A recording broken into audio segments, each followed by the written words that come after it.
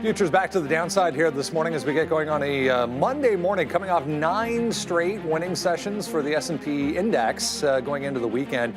There's how things are shaping up right now. That's the Qs and the NASDAQ gapping to the downside to the tune of about 1%. A couple of things to note here coming up this morning on the economic calendar. We'll get S&P PMI final for last month coming up at 9:45. Then at 10 o'clock, the more closely watched April print for the ISM Services PMI. As well, so stick around for that. The biggest day this week, obviously, going to be Wednesday. Here's why: the latest edition of Fed Chair Powell's press conference. It's really not going to be about the interest rate decision. Still, I mean, there is a slight chance that we'll get something to happen. I was reading a couple of articles on the weekend suggesting that even though markets are saying it's 95+% that they'll hold, we could see a surprise coming up on Wednesday, so we'll get into that, I'm sure, coming up over the next couple of hours here and also the next couple of days. But a couple of interesting movers so far this morning. Tesla back to the downside after that sharp sell-off we saw going into the close on Friday. A little bit of extension, I guess, for that downside move. There's Apple as well. Again, 1% already to the downside, a little bit more than the market. Gave up that support that we had on Friday for Apple. So a couple of names looking pretty weak here. Disney down 3% this morning. We'll touch on that. Not a lot of green as far as I can see on these boards so far. No, a lot of red. Well, at least all my watch list here is red to start the day. Lots to talk about. Warren Buffett is gone as CEO of Berkshire Hathaway. Greg Abel going to step in at the beginning of next year. That was announced towards the close of the annual conference there in Omaha. We'll keep an eye out on that. You know, it's kind of an expensive stock. Netflix, as you mentioned, Brendo, Disney as well, down because Donald Trump overnight looking to put 100% tariffs on movies that are produced and made overseas. So interesting one there. Palantir also in focus as they report today. Crypto dropping as well, Brendo. And production increases for oil has some of these oil stocks dropping down in Nvidia. They want to track these chips, Brendo.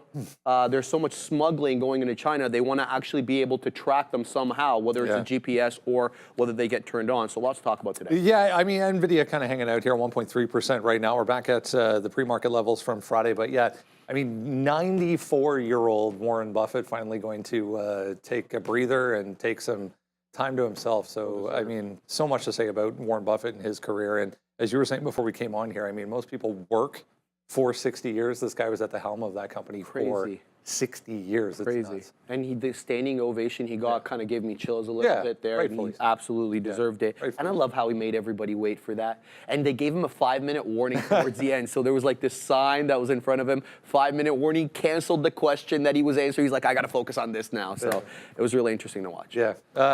Berkshire in focus here over the next couple of days, down a little bit. That's Nvidia, obviously 1.3%. Sean back with us this morning. Good morning, guys. Good morning. What an unbelievable life and career, obviously, that Mr. Buffett has had, and it is what it is. Like you knew, we knew the successor. He named a successor, so you obviously understood this was going to be happening at some point.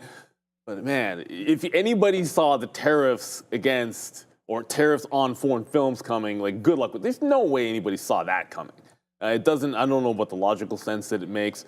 Like there's so many films, like the Marvel, the new Marvel, not the current one, but the next one is being shot foreign, is shot outside of the U.S. Odyssey is a big one that's getting shot outside the U.S. Like it's just kind of how it's done. I can't even imagine how that works. Like you already don't make money on it. It's hard enough to make money on these things. Netflix down 5%, and that was absolutely cruising. So yeah, that's a rough headline, I think, for the industry because it's already tough. 100%. It just seems like that won't actually happen. And that's got to be some kind of negotiating thing, because that's just unbelievable. I mean, it's just a buying opportunity, right? I mean, Netflix, I don't know. I think so. I don't even think that was a major, I mean, it's going to be a major story, but this is just something that they can claw back. I mean, down 5% right there. So for Netflix, and we could check out a stock like a Disney, who report, I mean, Netflix earnings already in the rear view. So I would, if you're going to trade anything off of that kind of a headline, I would choose Disney. But Pikachu, I choose Palantir.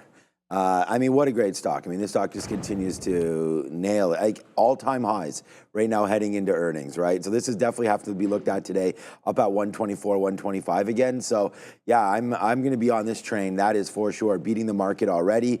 I don't even know if earnings are going to matter that much tomorrow.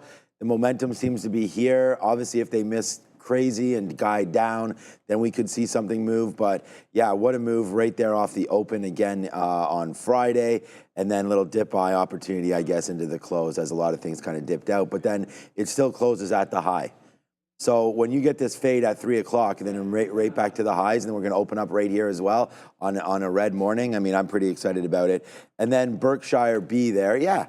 I mean, see ya, Warren. I think it is about time. And then, of course, O Canada as a predecessor Canadian stepping in right now, and Berkshire giving you a little bit of an opportunity to buy at the 50 period again if we can get back into 515. But this has been a really, really monster stock, obviously, to the upside. I don't think him stepping away should be too bad of a catalyst. I mean, it's going to be a little bit because some people are invested, obviously, for the name, right? And you know, so we'll see. I don't anticipate like any crazy strategy shift or anything like that. I'm sure this gentleman has been groomed. So. Well, the other thing is, I think people would be speculating. Tariff Canadian hockey. Well, do they have so much cash because they want him to be able to put his stamp on things, able there? We'll see what happens. I mean, ultimately, they're sitting on so much cash over at Berkshire. It's just a new regime here. I mean, I think if they have consistent, dividend picker, we'll all figure it out. But yeah, you were talking about the Winnipeg Jets last night. Congratulations to them. Yeah, that was nuts. That was a great game to watch. Even my daughter had to go to bed. She's like, text me and let me know who winds up winning that game. And then the Maple Leafs, of course, again. Go tonight. Yeah. The Blue on today. Game 1-0. Tonight's game will be like 3-1 Leafs, maybe 4-1 Leafs against Florida Panthers, and then that'll be 1-0 series for the game, and then we'll see what wins. I hope so. Yeah. Oh, 2 Canadian teams left. Should be a good one there. Montreal out, of course. Washington. I didn't even realize that was Raheem Alani's team, actually. Yeah, thanks, Randy, there in the chat. I don't think our Randy is here today. I haven't seen him. I didn't see his car downstairs, no, so he's not here. Yeah, Apple. So I wasn't here on Friday, but Apple misses on their service revenue, which is not something that I was expecting. That's for sure. But what did it even do on Friday? It was down. But let me just see what was the exact move down there. So yeah, obviously a gap down, then pretty back and forth there. To me, I don't like that we're down at this level there, Randy. I actually have it right now as a sell if we can get up to that 205 area right there. I think you're breaking below the 50-period moving average. We stepped up to that, then we missed out on it. This is the number one, when China gets solved, which probably I think will be soon, this name will rally, right? But for right now, until we get that, without a very good guide underneath them from Thursday, I don't love this name. This is what I was trying to show a little bit more here, was just the momentum right now is to the downside on Apple. We couldn't even get through these levels, and then all of a sudden earnings, right? And so I would think that we are definitely fading Apple back to 200. So I always like to buy stock at 200, so we'll see if it can get back into there. But it's only 203 right now, so another 1.5% down, and you're at that 200 marker. So thank you for the super chat. I think it's a long at 200, and then you just test that long and see if it holds. I mean, this is what the Nasdaq's doing. It's kind of stair-stepping right now, to the downside, but not a whole lot of action early here. Good earnings week again this week. So yeah, I think it could move. Apple plans to sell corporate bonds. Oh, that just came. Yeah, but that's not crazy. It shouldn't matter. I mean, they'll be able to raise funds on that one.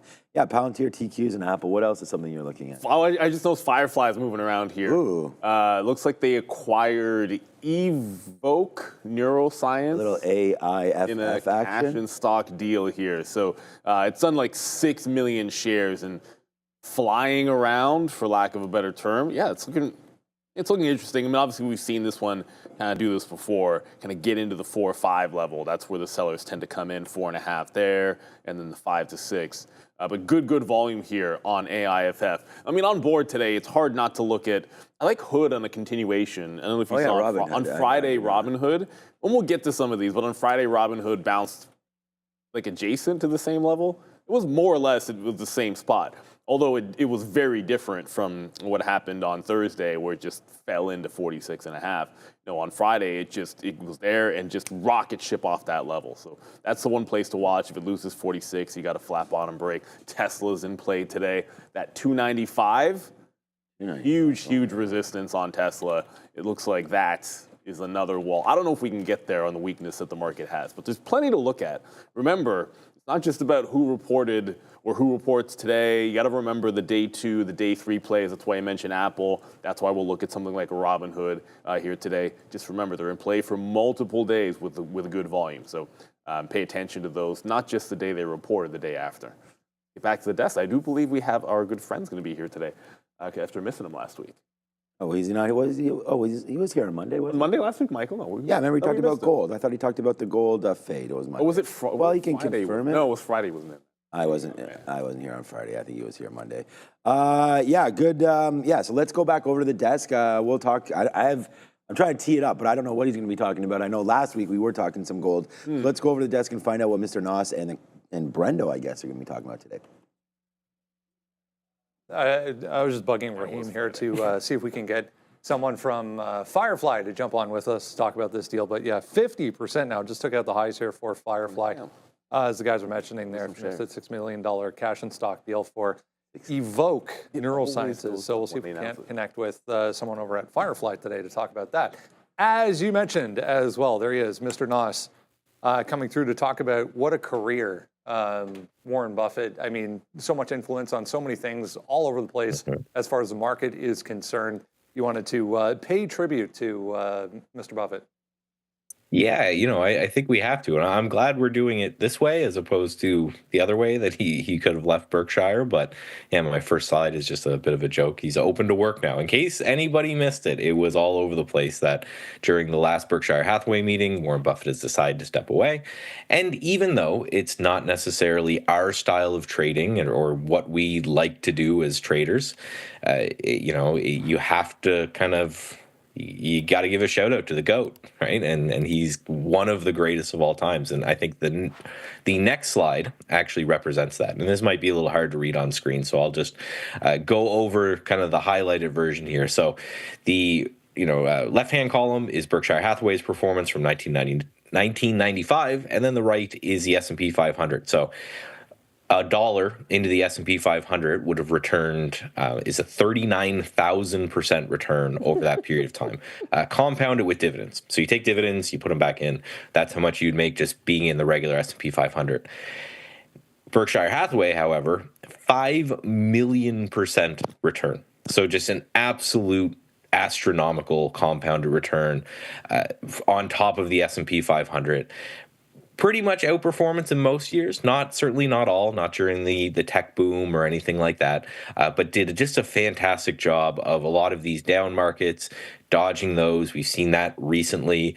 Just a lot that you can say great returns here. So the next chart is just Berkshire Hathaway on a 1 month chart, going all the way back to 1980, where this thing kind of became public, to now.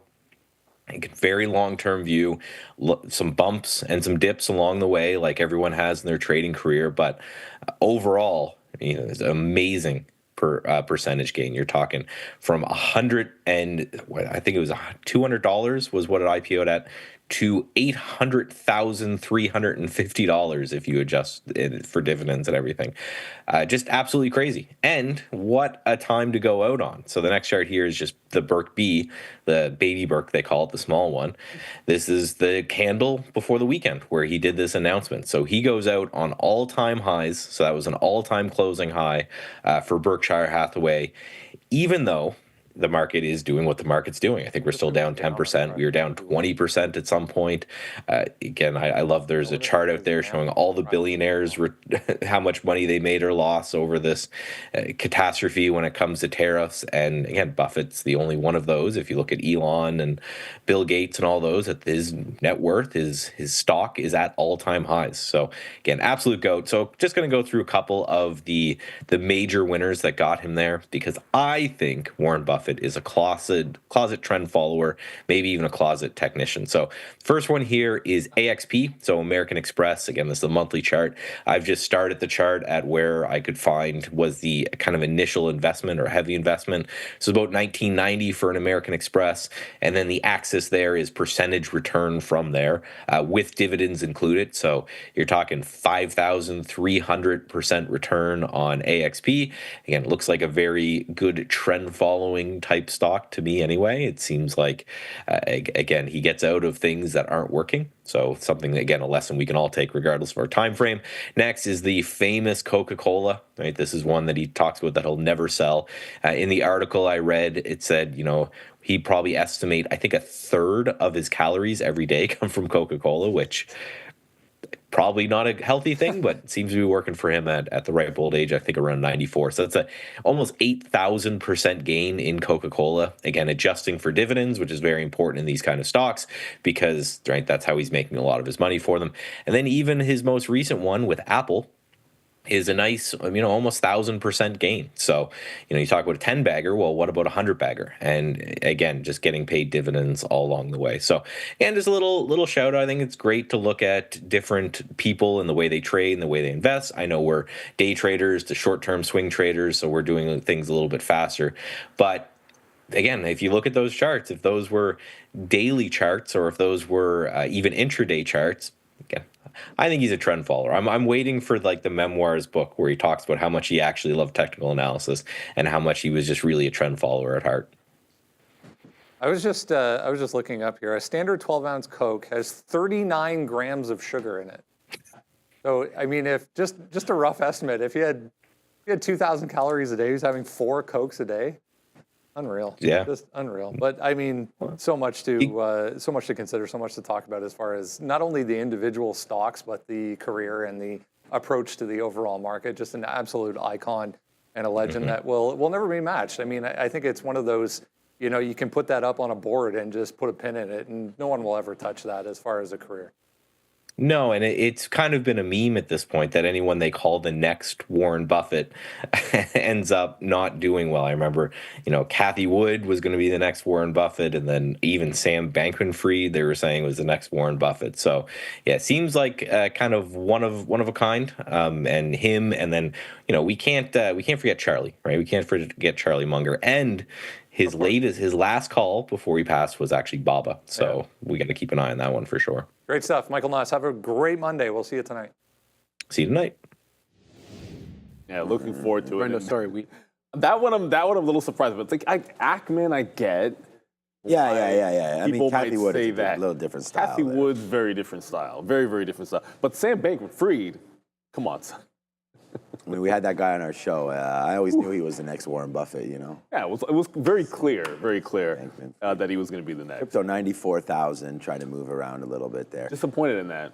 I thought we had a chance on 100,000 this weekend, and it never really, there was no strength at all over the weekend for Bitcoin, unfortunately. That's that level, yeah. We'll have to wait to see if that comes through. But thanks, Michael, for bringing that up. I mean, 5 million%, it's not bad.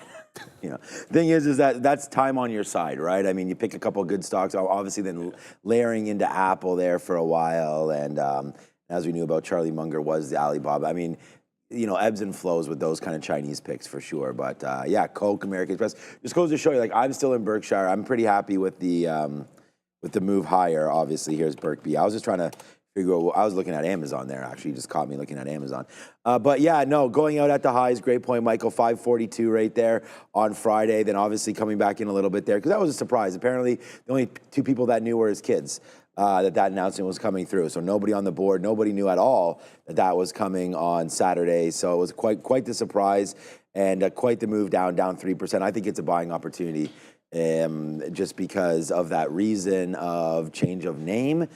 But again, I could see it's losing some luster now because you don't have Warren Buffett behind it anymore, right? And so I could see that coming back in a little bit. And as I said already, I think down here at 515, probably worth a little bit of a pickup, right? But hims and hers, I see that was moving around today as well. I'm sure this is not a Warren Buffett type name, but again, another nice move higher here today as the trend ever since they got that announcement there on being allowed to sell, the GLP-1, has been absolutely huge. I mean, that was down here at 26, 27. So even if you missed that first day announcement up to 34, 35, you get continuation through 41, 42. So here goes HIMS, you know, looking at this, and they report, okay, so 45, 46 bucks. Beautiful level there for HIMS. I think we probably get there. And then we see if they're going to report and guide higher, then giddy up on that one. All right. Let's get ready to go over now to the big screen and find out which other names have been upgraded and downgraded and maybe make some of our lists today. Speaking of Warren Buffett, too, currently on CNBC, we have Bill Ackman of Pershing Square discussing Buffett and his legacy on CNBC. Let's talk here about some of these upgrades, though. Twilio got hit pretty hard with earnings day one on Friday. They're getting an upgrade today, though, from HSBC. Then we have Wendy's getting upgraded by JP Morgan Chase, up more than 1%. Okta red on the day, but getting an upgrade from Loop Capital, and Worthington with an upgrade from Canaccord Genuity. The downgrade side of things, Datadog reports this week. They're going to downgrade this morning from Rosenblatt. We've got Chevron with a Rosenblatt downgrade as well. Then we have Needham coming through downgrading Fubo, which reported on Friday morning. And last but not least, Peloton, this one here, actually slightly green on the day, but getting a downgrade from Telsey Advisory Group. They're set to report later this week. Back to you. Yeah, not a good look for the oil names. I mean, you had the OPEC with a 400,000 increase. Yikes. So demand concerns with tariffs and shipping, and they're going to produce more. That's weighing on prices, of oil prices going down, Chevron getting hit, XOM getting hit. It makes a lot of sense. I don't think it's crazy to me that they're actually making that move. And look, with a stroke of a pen, you can have all the tariff stuff gone, and then it might take some time, but then some of the demand will come back. Shipping will get back in there. But you're at levels now. I mean, we're just here.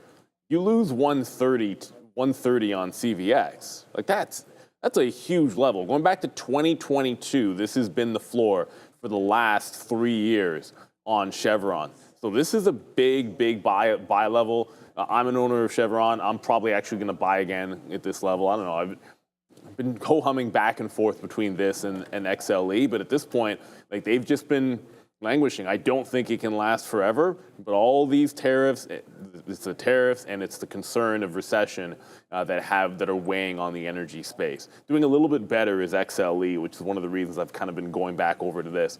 So obviously a big level. I don't know if we get a chance to day trade that here today. We're a little bit a ways from it, but yeah, oil taking on the chin. I was looking over there. I mean, Peloton maybe as another play that has some short interest there, but it did get downgraded, so it's going the other way, but it's only down 0.44. Just looking at this stock again, like such a nice run for Peloton, and I just think that up here, 750, you know, a good level to fade off of. So if that does get bumped up there on a downgrade, Peloton right now looking like it wants to maybe head a little bit lower. We've seen, it's surprised Wendy's caught an upgrade there, so let's hold on to those chicken tendies again, maybe. Again, pretty good levels here for Wendy's.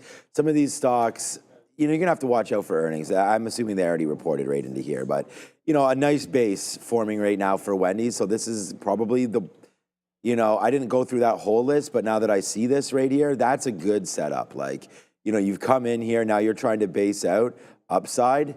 You know, and it doesn't take that much to get a decent return. And right now it's at 12.50. You know, you go up to 13.50, which is just that high again, and that's like 7.5%. You know, so you could get a nice little run up right there, and you know, a decent name again to buy. We'll see if it can get going. Obviously, there's one winner in this space right now. I was looking at McDonald's, as that one was just, and I mean now it's back in. They reported last week as well. But again, this name's been the best of the best, best of breed for sure, I think, as far as this fast food play is going. We looked at Kava has been going to the downside, so is Chipotle. Starbucks had a good report, but they were down here, and then so the report brings them up here, hopefully. But McDonald's trying to hold out as well. I mean, I like the Wendy's. I like that. I just like the setup down here. I think you can go long, and then as long as there's not a crazy downgrade or something one day, that really breaks this level, you're looking at 50 to, let's just say $1 at most worth of range downside. And I think that gets you a lot of juice upside if things go right. And I don't know exactly what's been going wrong over there. So I don't know the whole story, but Wendy's looks like it's pretty good. So, so good. So far, so good there. I've only got short. The only long I have written down here today is Palantir. So, but the market's trying to bounce. I mean, you know, I think it's sit on your hands a little bit, maybe early, and wait to see what happens. New week, start of a big earnings week again. So Carvana later this week as well. Microsoft looks like the biggest winner, and no one ever thought that. So sometimes when you think the opposite, when you think something the opposite will happen. Like I don't think anybody had their money on Microsoft. I think we even had that poll. It was Amazon. Oh yeah, that was taking everything down, right? It was 30. We had that. Which one would you invest? It was Amazon, Microsoft, Google, Apple, maybe something like that. And Amazon was the #1 play, and it's down at 1.5 today. Microsoft's insulated a little bit, right? Like it's just they weren't like the big tariff hit, which is good for them. And we'll get to some of these names because oddly enough, I was gonna say like. And the other thing with Amazon is Bezos filed to sell more shares again, and all of a sudden, like a wall is showing up in the low 190s. So we'll be looking at that one as well. Yeah, but Skechers, for anyone out there that's looking at SKX just now, 63 cash looks like they're being bought for. So $63 cash deal. I'd expect there to be some decent volume on this. Just remember, like anything with a buyout, like it's not expected to trade much above. Hopefully people didn't get like tripped. I want to short this into 63, but hopefully no one got caught buying this one above the $63 price. But yeah, it should be a big volume day or relatively big volume day for Skechers being acquired 63 cash. $6.5 billion. That's expensive shoe company. You ever had Skechers?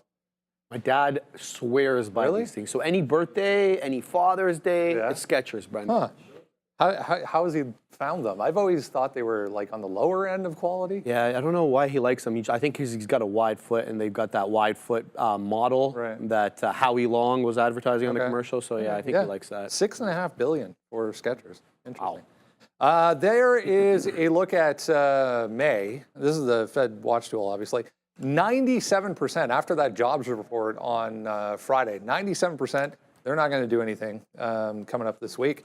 And then if you go out to June, it's now down to 31 essentially percent that we get a cut in June. So you have to go all the way out to July before you start seeing 50+ percent. The reason I mention this is Goldman just comes out saying they see 3 cuts before the end of this year. Yeah, and I remember Darrow was talking about that on Friday. I remember we had like a 60% likelihood or something like that for a June cut. That keeps dropping every time we look at it. 30. I think 30, and it was like something 50 on Friday, so it's dropped another 20 percentage points there. Yeah, it's really interesting to see. I mean, obviously we're looking for tariff-related inflation. I think it's still a little early for that. We'll have to wait and see. With the de minimis rule just getting cut off on Friday, so a lot of these cheaper items that you take it for granted may not be so cheap anymore. So we'll have to wait and see whether the Fed has to respond to that. Worth noting here, AIFF going again, just took out $5 there on the way back down on that deal announced this morning. So a ton of volume behind this.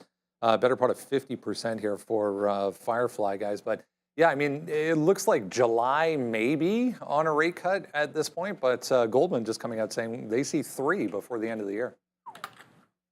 We have had some sketchy data in the last couple of weeks, so it wouldn't be crazy. You hear a lot about it. There's still the back and forth, like, well, can you force the Fed's hand, or can Trump force the Fed's hand? Not really, but the bond market can, and the economy can. I think you get into a spot where, obviously, we've had some chinks in the armor. Like, if you looked at the labor data, the average hourly earnings was down. So while there's some strength, people are certainly making less, and you can see some cracks with the consumer as well. Now, if we don't get any cuts, the IWM's in trouble. But it's actually, IWM was strong. The Russell was strong on Friday. A lot of things were strong. And then these got to we got to 200 on the way back and held it. And it's like, oh yeah, gap underneath because we can't have nice things. But I look back at this 50 period on the IWM, and you're sitting right here. I think if we lose the 50 period, you're probably going to at least have a retracement into 190. But as you're starting to get more indications that we could see some hikes, some strength could come back into this. It's the first time it's closed above the 50 period since, what is it? Well, technically, I guess you had a close in here, it lasted very briefly in February. But you got to go all the way back into December of last year So now we've done it. If it holds that level, you can see like mini rally time for the IWM. Obviously, the market's not doing a heck of a lot in terms of strength today, but when I think about rates, it's the first thing that comes to mind. And a continuation of this move, first stop would just be simply holding that 50 period today. And then if you break out that top, I think you have a little bit of room for a nice little swing play on the Russell. And it's all about the rates for some of those small caps. Yeah, you talked a little bit about, we didn't talk about gold at all with Michael today, but it's not really doing too much. It's kind of like right back to where, I actually got, yeah, no, I'm okay. I put a coffee in this Yeti there, yeah, good, thanks for asking. But anyways, gold, first of all, JP Morgan, you know, this is a name that I'm not going to get out of, but this is like pretty much the only name that I had bought on one of these most recent dips in the tariff time, which was right here. And I bought it pretty much the second day, April 3rd. No, sorry, I bought it here. Then we made that move higher to where we were. Then we lost this level, did not rebuy it. Now it's all the way back up. But I just think JP Morgan right here, I'm going to hold on to this. I think the banks can work in this environment, but you know, again, a best of breed kind of name. Citigroup has been performing a little bit better than where this is, but I like this JP Morgan area right here around 255. Let's see if we can hold back down to 240. Wouldn't surprise me at all. But again, just because we're talking, heard Brendan mention a little bit about Goldman there. So, all right, let's go over to gold just real quick. We did have that play on, and this, it's too bad because, well, actually, Micah will be with Neil tonight. So I was just thinking that that could be something here as last week, right into there somewhere or so, we were talking about shorting gold.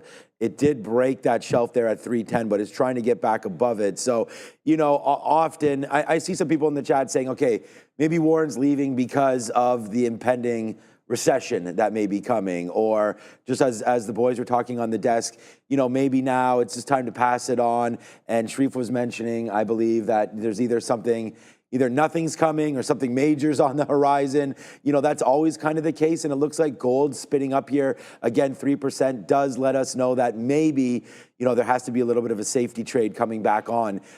You see Bitcoin kind of not doing too much today. That's a flight to safety a little bit, in my opinion, also.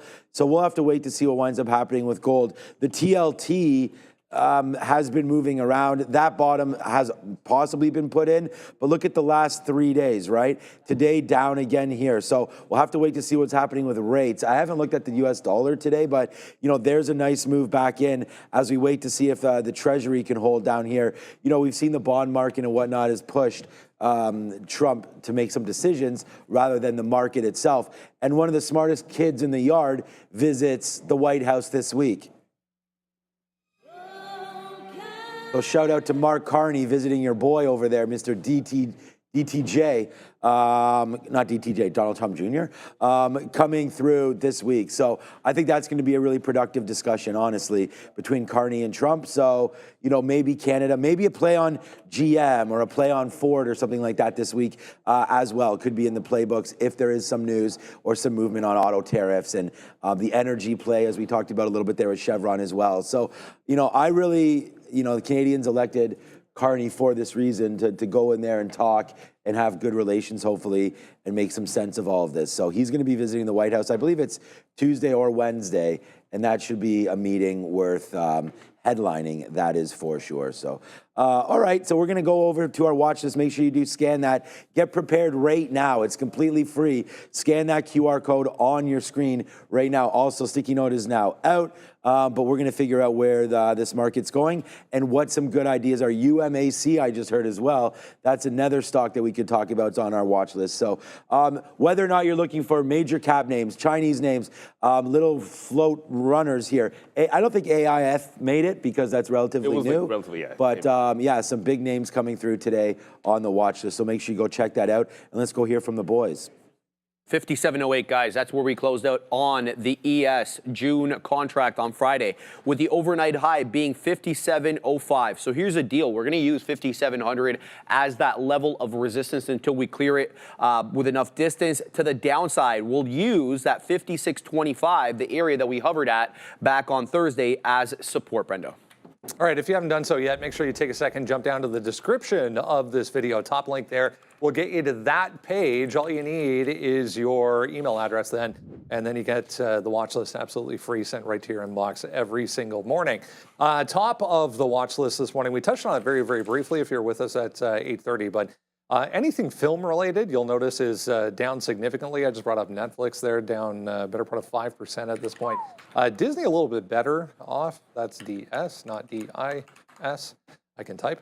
2.76, trying to bounce back to $90. But if you missed it late on the weekend, Trump coming out with a 100% tariff on any films made outside of the U.S. You and I were just saying they are constantly filming in this city. Constantly, everywhere. Even on my walk that I go at 10:30 here at U of T, always. They're constantly filming there, and in my area too, Brendo. So they're everywhere. All right, let's talk about what happened here. So as Brendo mentioned, Sunday evening, Donald Trump announced 100% tariffs on all movies produced outside the U.S. He called it a national security threat. On Truth Social, he claimed U.S. movie making is dying, Brendo, as a result of these foreign tax incentives and what he called propaganda risks, urging a return to domestic production. The tariffs will be implemented by agencies like the Department of Commerce, but details kind of remain murky. Will streaming content be included? Are tariffs based on production costs or box office revenue? How will enforcement work? So many unanswered questions. And just to give you an idea about the industry backdrop here, film and TV production in LA is down 40% in the last decade. In 2023, half of all U.S. productions with 40 million plus budgets, Brendo, were filmed abroad. And a recent Production Pro survey ranked California only 6th in film production preferences. So definitely not where I thought it would be. I have not one but two different neighbors that work in the film industry in this city and will be affected by this. But once again, here is another tariff being placed on an industry as a whole with a ton of questions that still need to be answered on this. So, meanwhile, all these stocks under pretty good pressure here this morning, guys. Yeah, like there's, as you said, there are a ton of questions logistically that you're going to have to be able to figure out, like how is it going to work, or questioning whether it's going to happen again. You know, whatever you think about it, I think it's a tale of different names. Like Netflix, obviously, just every single day last week, it's been making fresh highs. Right, like high after high after high. It's essentially given up the entirety of that gap. So the prior high sitting here at like 1065. I mean, from a technical standpoint, that's pulling back into a prior high. And if I'm playing this story as red, then I look over at Disney and say, okay, forget about Thunderbolts, right? That's what came out this weekend, and they're good. And they had a good start. Right. Oh, did it? I haven't seen. Apparently, it was pretty good. Oh, good. People are saying it's much better than the new Captain America. But ultimately, Disney has been downward trending. So, like, if I'm going to try to look for this as a negative catalyst, then I'm going to look over at Disney, because I feel as if we have a resistance level to look at.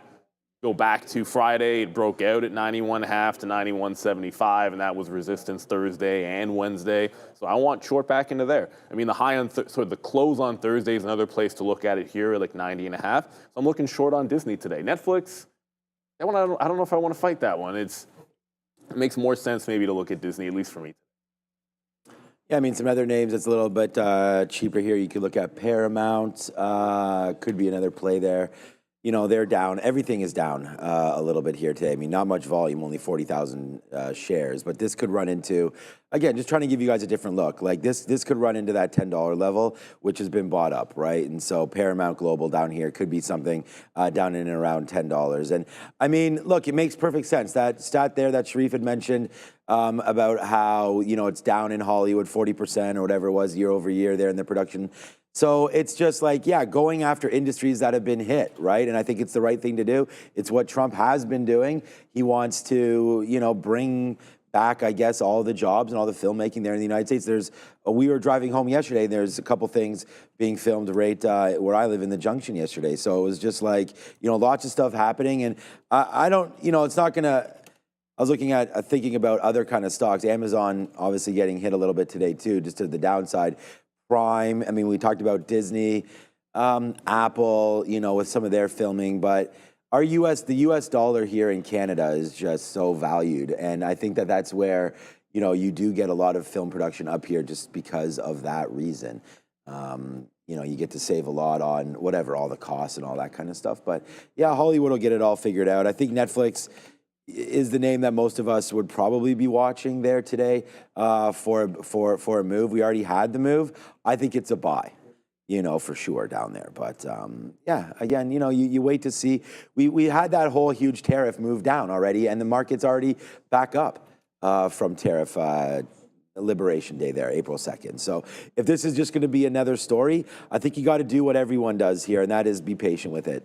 So let it fall down. If you bought on Liberation Day, there was still much more to the downside. So this is an interesting one. We kept saying that, hey, Netflix is the one name that's like not going to be affected by tariffs.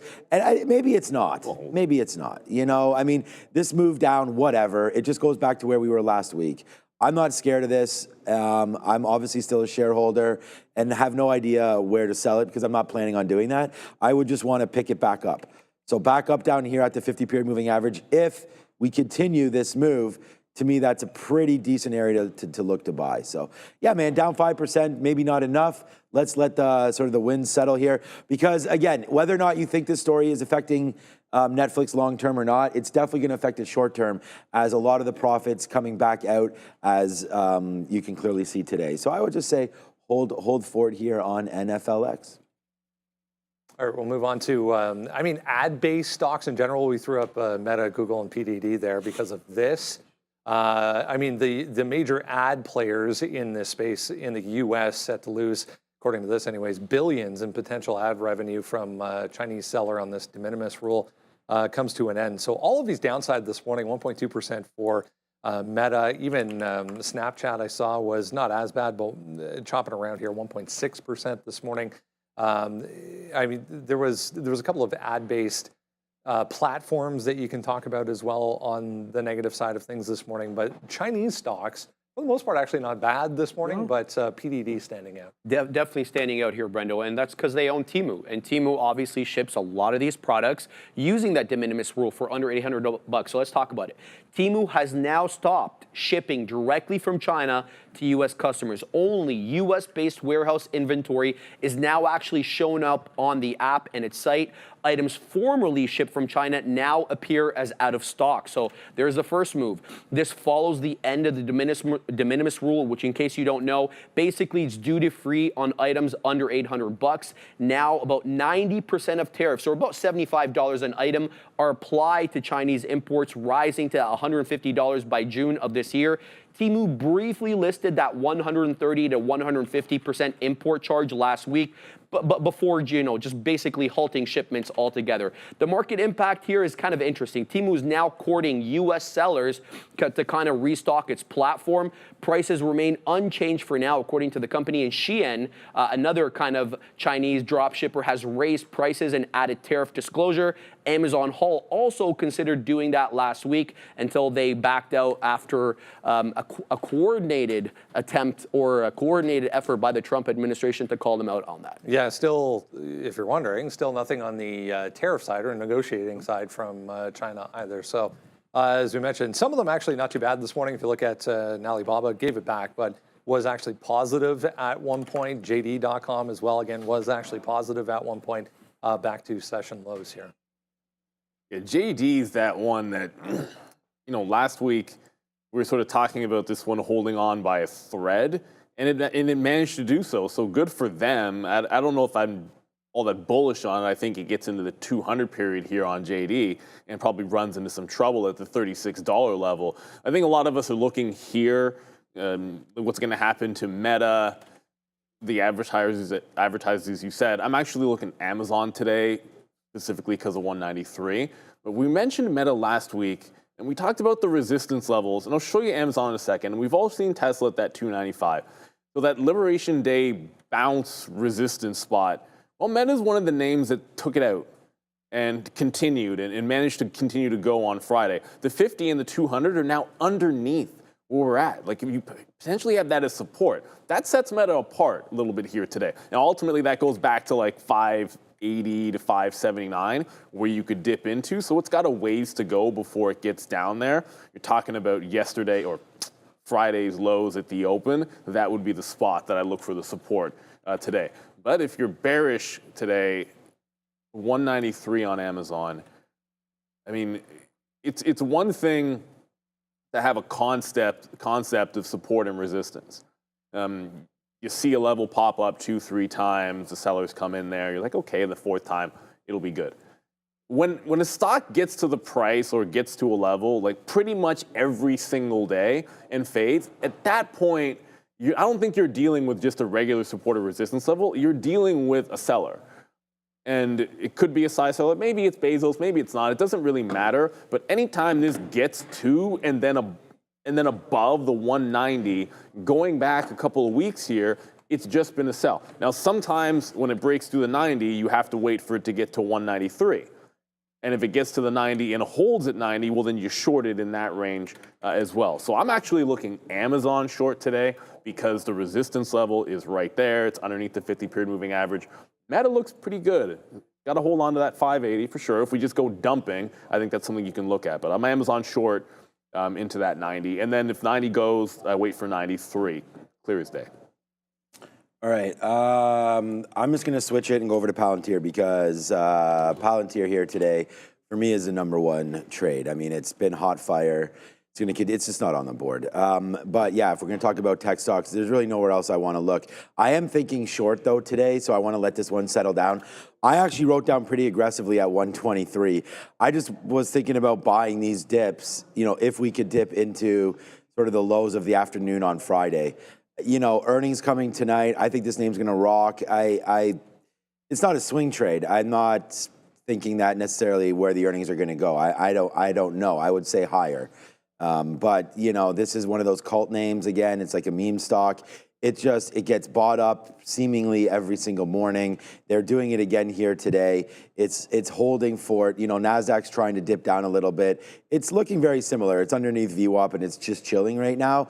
So I think if the NASDAQ has a day where it's not sure what it wants to do, up or down 1%, just kind of floating in and around this area, I think Palantir works and it works real well, right? I mean, you know, we got going on Friday. I'm always waiting for those initial dips. Like sometimes in the morning you can get sort of where the market gives it up and then eventually it's bought back up. But we do not want to forget that, you know, there are profit-taking opportunities in this name as well, and that could happen ahead of earnings. So it's just a lot of back and forth talk, but I've written it down. It's my #1 trade idea here at 124. So yeah, for me, that's going to be hopefully a big play. And I want to show today, you know, I'm never really that nervous when I'm with my kids about anything, but this was nerve-wracking. So here's my daughter right here, her first T-ball umpiring job.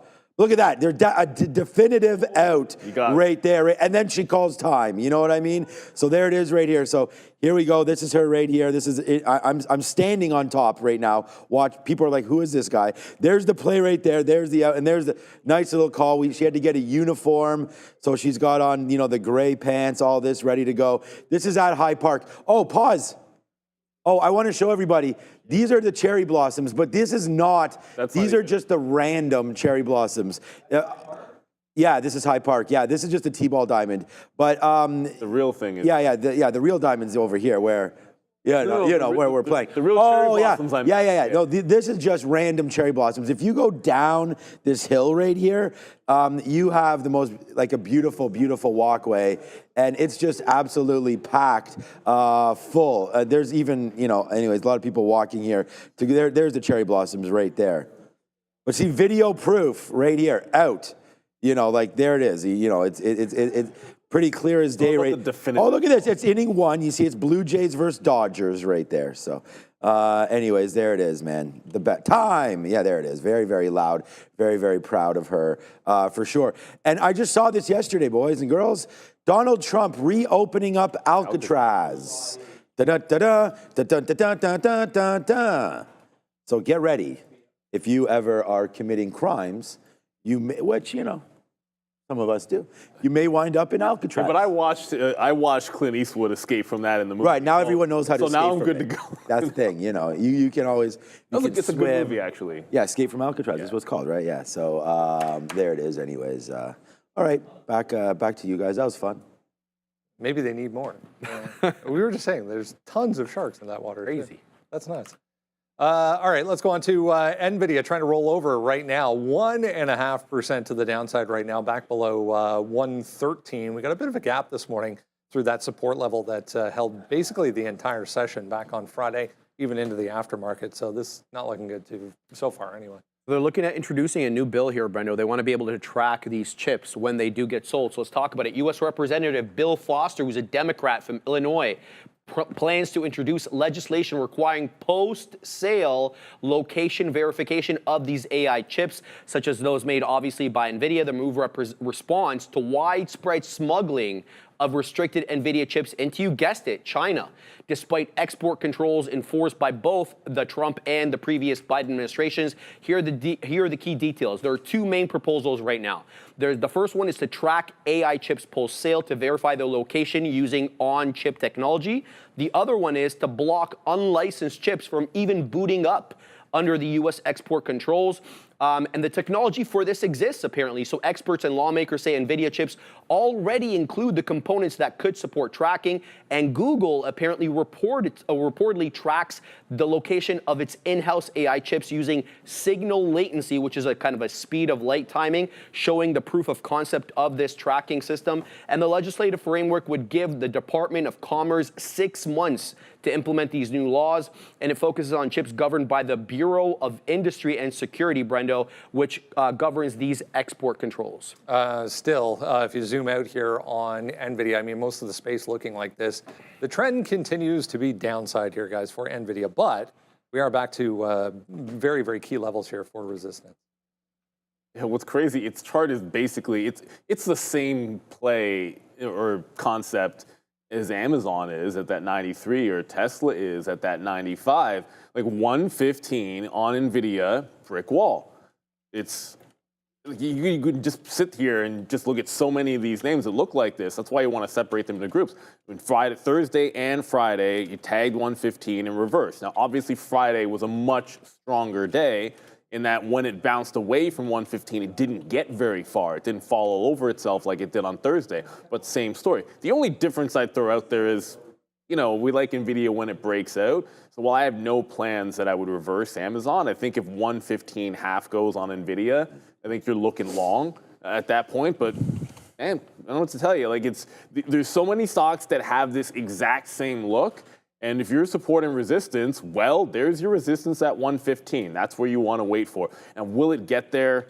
I'm not completely convinced. You always, in a situation like this, you always have like the prior lows, a big level at 114, and then on Thursday, that was resistance in the afternoon. So you got a couple of places you can look to that upside on NVDA. In the back of my mind, I was thinking about SMCI as well. Didn't end up pulling the trigger, but I'm reminding myself out loud that I should pay for the locates just in case on SMCI, because it filled in a good portion of the earnings gap and then turned at 34.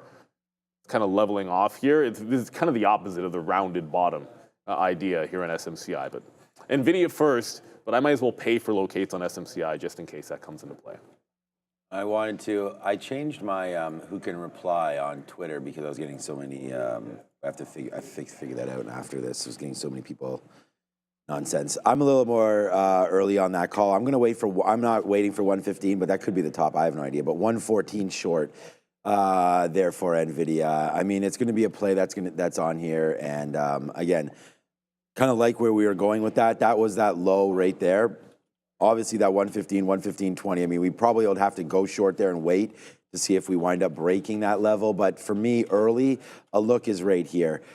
Beating the market right now to the downside, of course, not to the upside. So, and again, it's just renewed China tensions worries again, right? I mean, now the U.S. is tabling a bill here to sort of try to prevent some of the transfer of chips into China. That's not a good sign for NVIDIA, right? I mean, you want a strong U.S. company to be backed by the U.S. government. It doesn't look like that's happening right this second. So, 114 into there, Jensen can donate hundreds of millions of dollars to whatever party he wants. It doesn't seem to matter right now. 114 to the downside there for NVIDIA.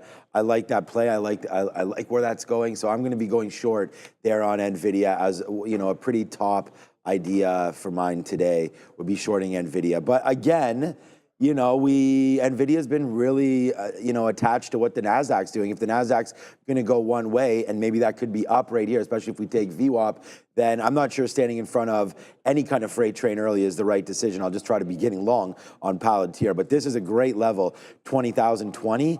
So like breaking through right into here could really send this market, you know, back and forth all morning. Couldn't figure out, you know, bears winning, bulls winning, bears winning, bulls winning. Shout out to my guy, Bears versus Bulls in the chat. You know, men lie, women lie. At the end of the day, 20,020 right there, don't lie. We'll see if that can break it to the upside. Right now, the Nasdaq's trying to figure it out. So for me, Nvidia, especially if we stay in and around this area, I'm shorting pops. The story's not great here. It's been a nice recovery, but I think it heads lower. Apple downside here this morning to the tune of about 1.2% as well. Possibility of staggering new releases being kicked around allegedly by the company here. We're back to, if you zoom out a little bit, I mean, this is a 15-minute chart.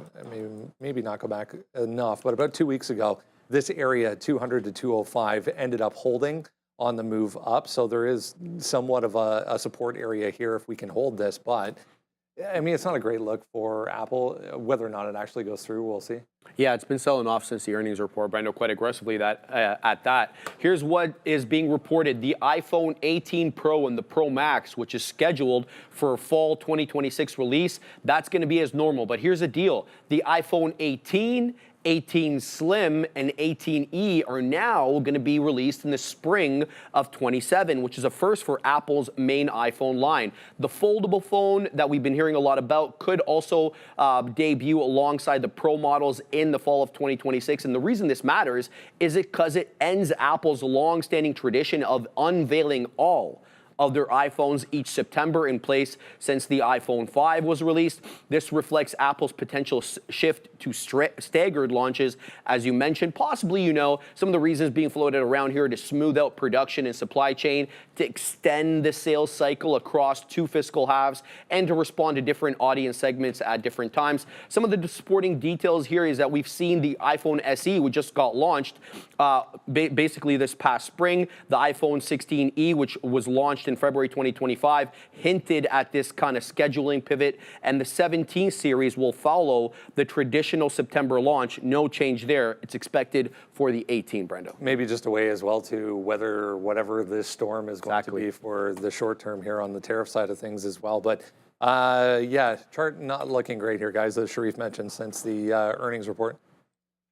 Yeah, Apple, I mean, I'm looking at a couple of other names, not Apple, I'll let you get to that. But on the imbalances, which just came out, not much of anything. You'll see HIMS is there for 200,000 buy, CCL 250 sell, Roblox 260 sell. Maybe we'll see some NASDAQ names that are bigger come up in the last couple of minutes. But yeah, I'm looking more Amazon, Amazon, Tesla, Nvidia for some fades here. But Apple, weak just like the rest of them. It's the entire group, all the Mag 7 week. Yeah. Here's highlight. It's just not even a highlight. My wife just said, I told her, like, I got to say, this is the actual field this is her batting here. This is the actual field that they play on. This is a night game right here that we were playing. So this is, that's her batting. I think pretty decent stance right there. And this is what, this is the actual field she plays on, raised mound and everything. You can't see it. The T-ball diamond's over here. And this is the Ernie Keith. So the good field right there. Yeah, well taken care of.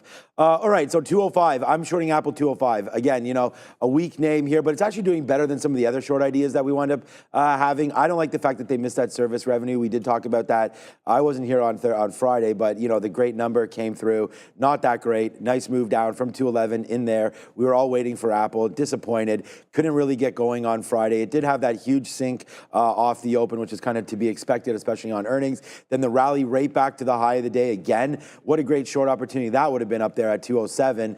So we'll look to see if we could do something similar there. I'm waiting for 205. 205.50 was the top right there on Friday. Let's call it 206. So to me, this is another pretty decent opportunity to go short here on Apple. But again, the market can't figure itself out. So if the market can't figure itself out, I don't know how I'm going to. So I'm going to wait to see what winds up happening about Apple. Let's just go back over the desk quickly. We only have a minute and a half. Maybe a quick little tidbit on Bitcoin.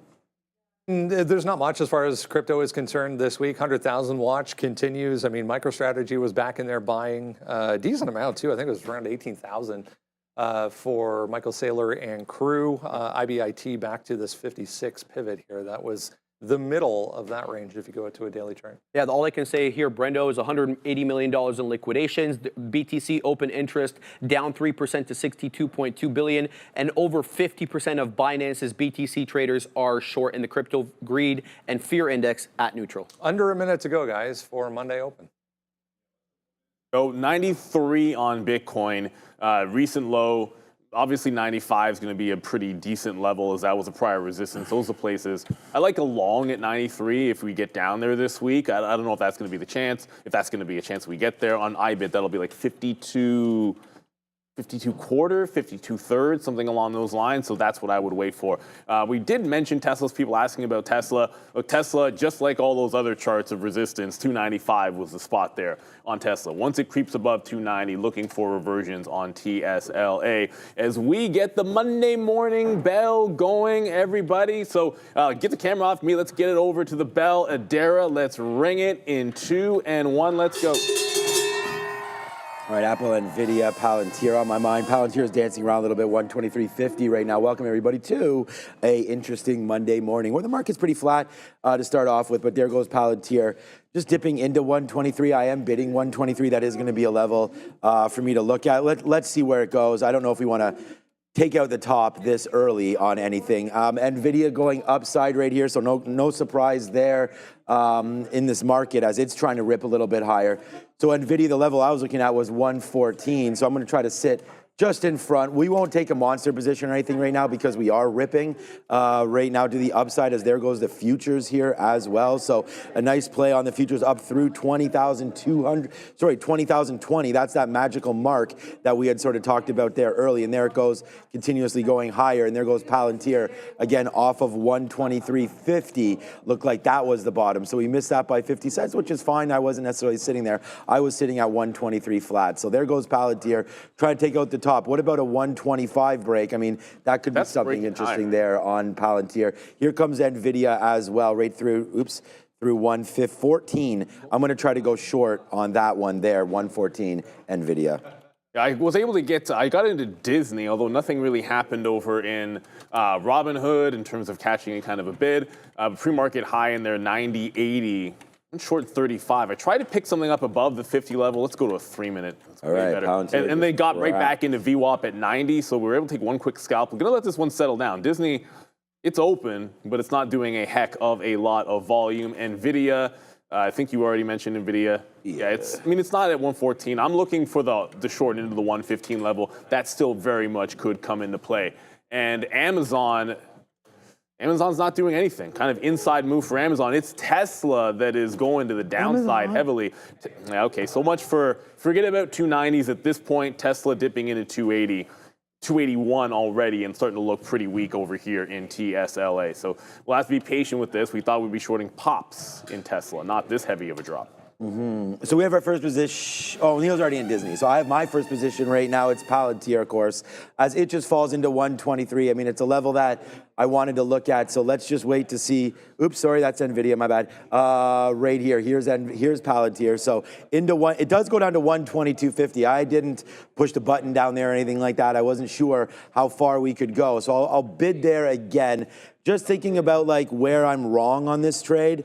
You know, I'm honestly thinking this like 121.50 area is probably a spot where we want to hang up the gloves a little bit here if we are going to be wrong. Maybe even a 121 break and then see if we can load it back up down here at 120 and change. So it is coming back in right now, PLTR, as the market's doing its little dance again. So we've already experienced Palantir doing these kind of moves. So I'm just going to sit down and hopefully relax a little bit here and see if we can get through that 121.50 area for PLTR. But it's falling quite nicely there. We should have shorted Nvidia, it looks like, off of 114. That was literally the call that we had, and that would be 40 cents in the money. But for me, hard to short something when I'm kind of thinking about the long right now on Palantir. But the market is coming back in. Looks like it would have been a good trade there for that Nvidia short. I don't know how far Apple got. Not 204. Yeah, we were waiting for 205, and then the futures didn't get going to where we liked it either. So right now it's just me and you, Palantir. Well, let's see what happens. Yeah. Yeah, here comes Robinhood, right down Robinhood Lane and down to 46.5. This has been the low since it had those earnings. Actually 46.30, but this is the spot that we're looking for a bit of a curl here on the hooded one. See if I can get some 60s in there. All right, just got in at like 68, so 46.5 is about that bottom here on Robinhood. VWAP sits at 47 even. I see you in there, Daniel T, mentioning that AMD looks relatively strong. I mean, the market's not doing much of anything. So if you see something screaming, you might have a good one. All right, so stop is in over there on that bad. AMD's through 100? What? Really?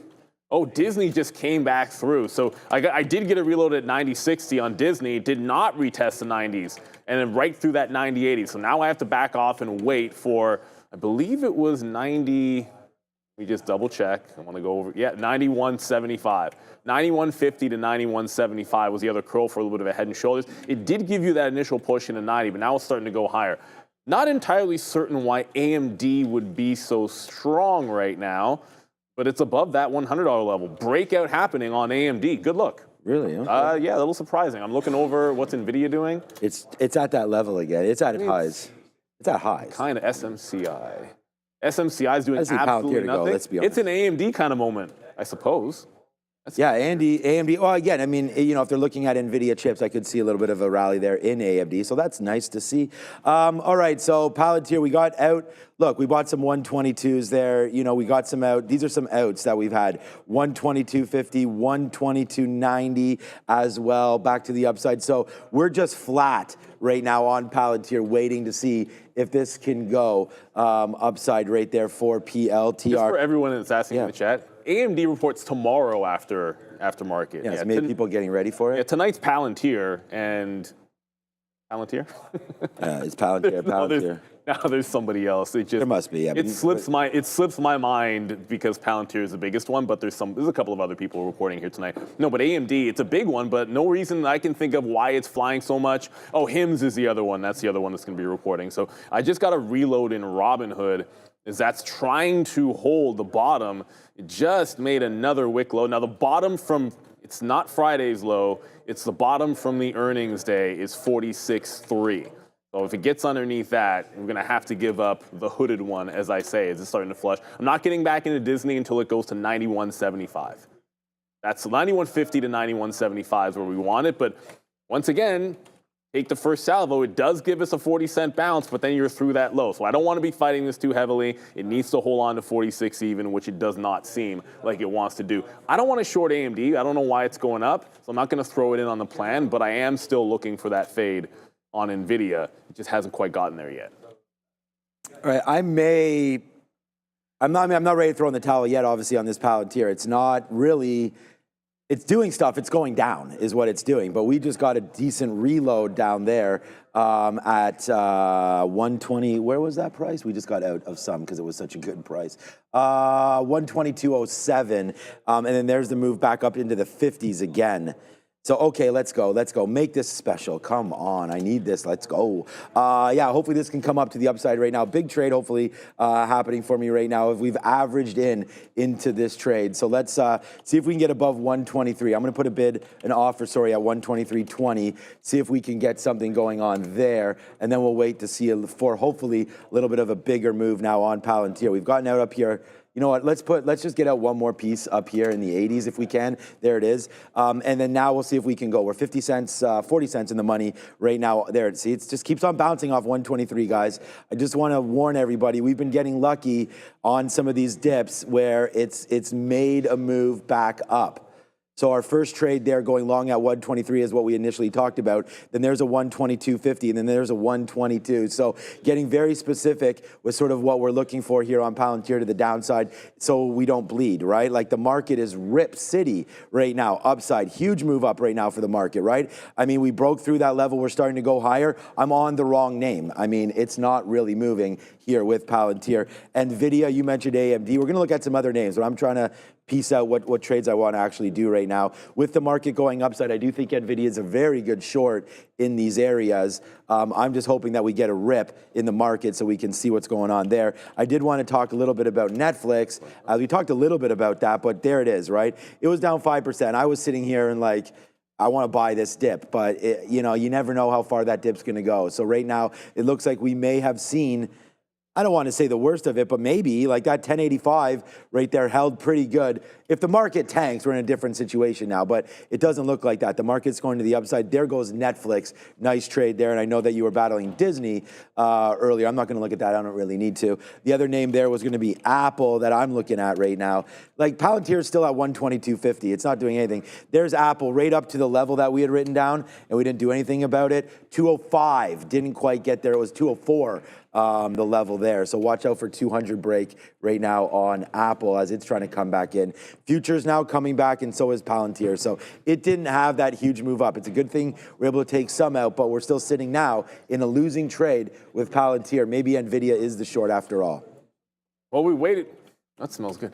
We waited for 91, almost 91.5 on Disney to try to get back in. It bounced clean off the volume weighted average price, bit of a head and shoulders look in here. I just jumped in at the 20s, want to be able to give us a little bit more room and a little bit more patience up at these higher levels.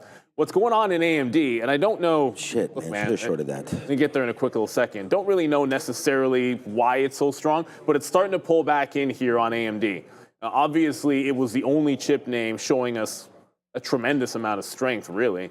And all of a sudden, it's starting to pull back in here. I'm going to pivot, pay for the locates on SMCI, didn't get up there. Nvidia didn't get up there. Let me just cancel that order for now on Nvidia. Nvidia is already pulling back, so there's no need. Like, if Nvidia breaks the high, then we're not catching the first move. We'd be catching a secondary move, and I just have to wait a little bit more patiently to see if we can grab that. But yeah, not sure why AMD is so strong. I can tell you I'm going to get on the bid again in front of the volume-weighted average price on Disney. As long as it holds that, I want to take profit out in front of it. Jay Lee, you're short AMD, 101.30, you say? Sounds good.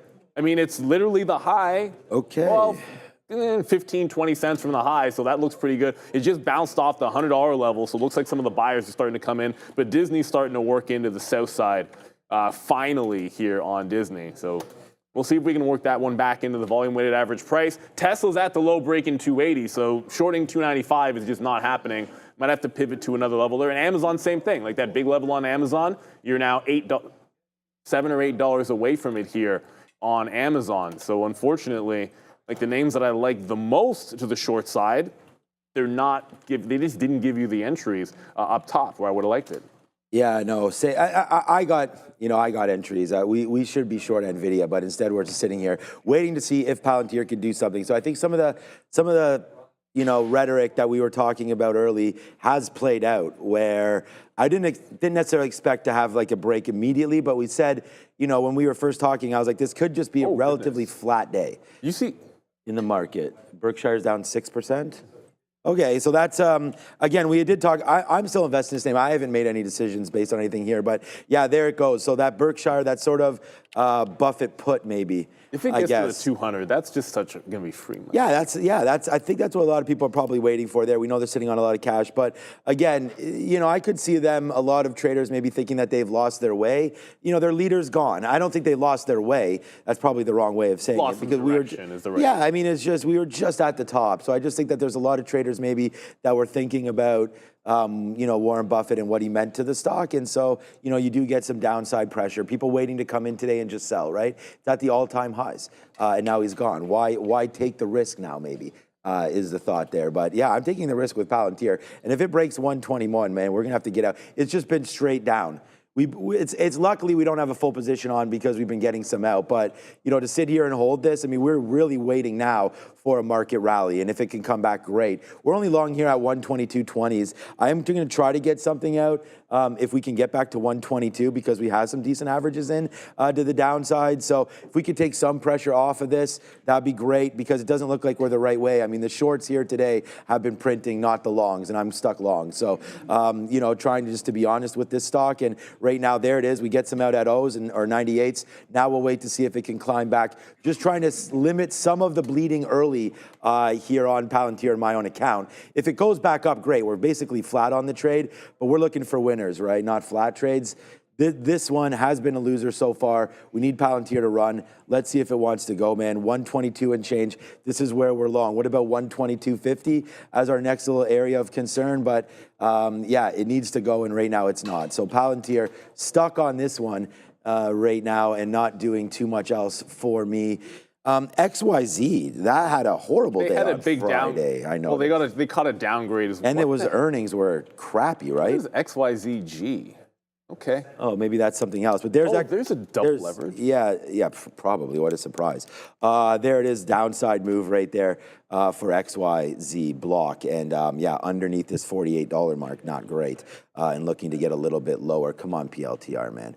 It's trying to go back upside right now. So we're now in, oh yeah, now we're nicely in the money and cooking a bit. Still red on our position because we've gotten out a couple times on this when we go first in, first out. So my price will keep adjusting. But there it is. The good thing we just got some out there at 30s as we had just explained like we would do.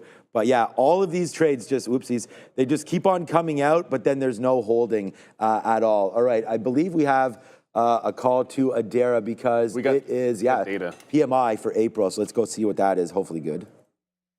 Don't have the larger number yet. The more closely watched number is the ISM, but we're just waiting in about 10 seconds to get S&P services and composite PMI. Services, we're expecting 51.2. Composite, also expecting 51.2. Just 2 seconds until we get that print, and it is out 50.8 for S&P services PMI, below estimates of 51.2.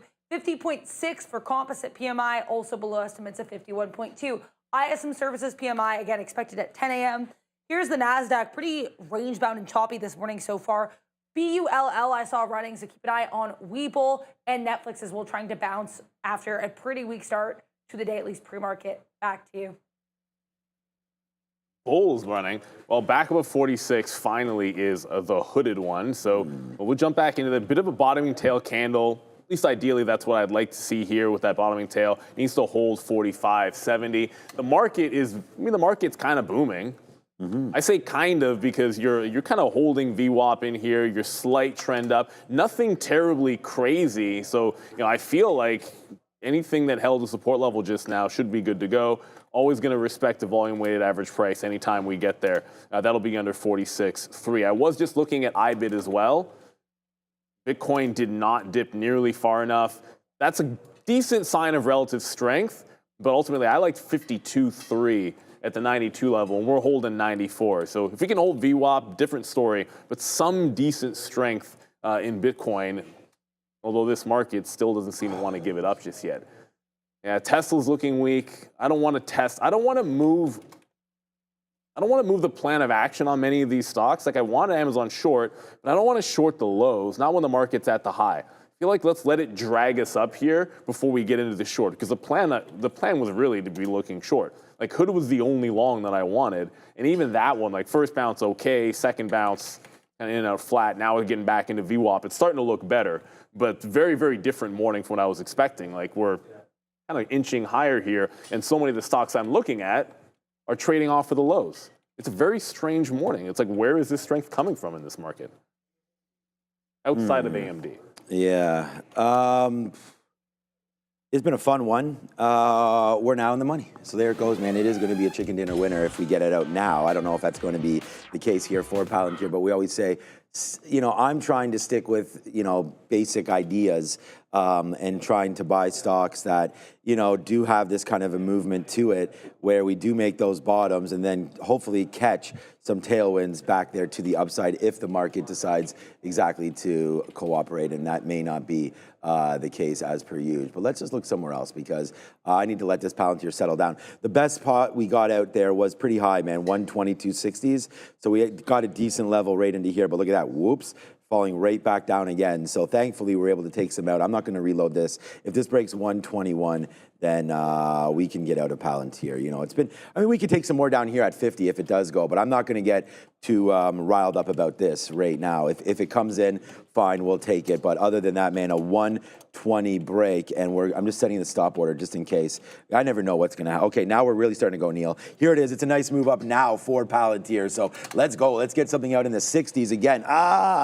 We just missed it. All right, let's go. I really think it can go, but there's big volume on this name right now. 17 million shares. Oh, we're at 164. We're at 122.64. We just missed it. I don't know why we're there, but let's go. 160, 64. There it is. Nice take on that one. Let's check out the other play. play that we have, Coinbase. I was talking about in the longer term play, I don't have it right now. Coinbase not doing too much, kind of bouncing around. Just got a warning there that it just broke through VWAP to the upside, so that is what it's. Let's go, man. We're now in the club right here, finally, after all the averages in for Palantir, but you know, it still needs to want to go. And then Roblox, again, nice movement, but well off its highs. Again here, not well off its highs today, but there it is right there, 74, 75, now back into 71. These are those break levels like on the weekly. If you probably look at that, that probably looks great. Even on this daily here at 76, let's see if Roblox wants to make it sing a little bit. We stayed away from the Nvidia short. I mean, the market looks like it wants to blast. I feel like I have on board right now just the trade that I want, especially if we are in this blast zone right now for NVDA. Maybe that goes up. Maybe these futures continue to go up to the upside as well. So there goes the TQs. We'll wait to see if 59 comes into play. That's the short for me. But right now, man, we're just riding it pretty high right now. We'll say let's go because this is going to be hopefully the trade for me today with PLTR. It is having a bit of a problem. Let me offer some 59s right there. And of course, we do that in it pushes, but we'll see if it can get back upside. Take some more out at 60. It is struggling a little bit, but so is the market. The market's not doing too much. Snowflake looking strong. Nvidia blasting, yeah, but still at that 14 level. Tesla's absolutely languishing, but I can tell you, you know what? Disney just took out the high. Netflix might get green on this news as it goes higher and higher. I thought it was positive for, sorry, I shouldn't say positive. I thought it was less negative for Netflix than it was for Disney, but they're basically just lockstep. Right now, Robinhood's looking good, but Disney just took out that local high. Said we wanted to wait for 91.75. It gets above there, we're going to jump out of it. Only the initial short, which got us to 90, was able to be a win. Just in that and Robinhood, like it's only been the same two stocks for me, and Hood is just bursting through VWAP. I want 47s. Prior market or pre-market low, I think that's a good spot. Remember, 47 last week was a good jump-off spot for the long on day one. So I'd suspect in any weakness, that's a good place to look short. The chip shorts have just not come in. Nvidia is trying to get to 115. It's just not getting there. A lot of times I'll pivot to another name if it sets up. Well, we're too late to jump over at Intel, which is technically perfect. It goes right into Friday afternoon support, and now you're starting to see it flush. So you're getting lower highs, what you'd want out of the short over on Intel. The other name that I had eyeballs on was SMCI. It's breaking the low of the day. So the chips are definitely weak right here. And if anything, I don't wonder if AMD is going to lose this. Just double topped at the 101. Still no good reason why AMD is so strong. Holy shit, Apple. Wow, what's going on with Apple? It's absolutely tanking. Like, we missed that by just a little bit. It's spiking now through 199. How is this? Well, how's the market holding up then? That's right. Yeah, so there it goes. We didn't. I was talking about Apple at $2 I didn't even notice it when this was happening. I'm just sort of seeing the chat. Thank you guys, right there, Jay Lee and everybody else that's in the chat there. Apple just lost $2. So, yeah, the market's going to come down. Yeah, exactly. I do believe that this market is going the other way, and we had.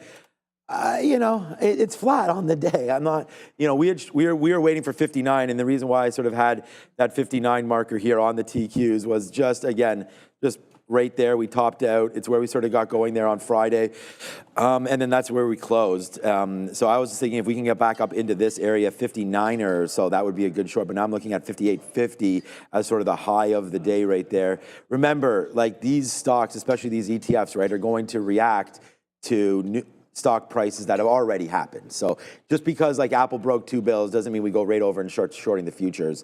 I mean, it's going to have to react with it. And right now, yeah, it is pushing it to the downside. Our Nvidia short at 114 is giving it to you like numerous times. There is again, nice downside push there for Nvidia. And here we go. We already said that we think we're in the boss of trades, all trades right now with Palantir. So you are my boss, Palantir. Shout out to my wife. You're the real one. But here comes Palantir. Let's get going. Let's go. This is the trade, man. This is the trade. So we've hit our daily goal right now just with this trade. So let's see if it can go higher and higher right now on Palantir, man. Again, good dip buys. We're finally back. We're basically back. Like the first buy we made was 123, and you guys know, man, we've been changing up our strategies. Normally out of kind of, because I wrote it down, it'd be like, let's go ham on that level. But we already know that these stocks, you know, didn't have a direction today.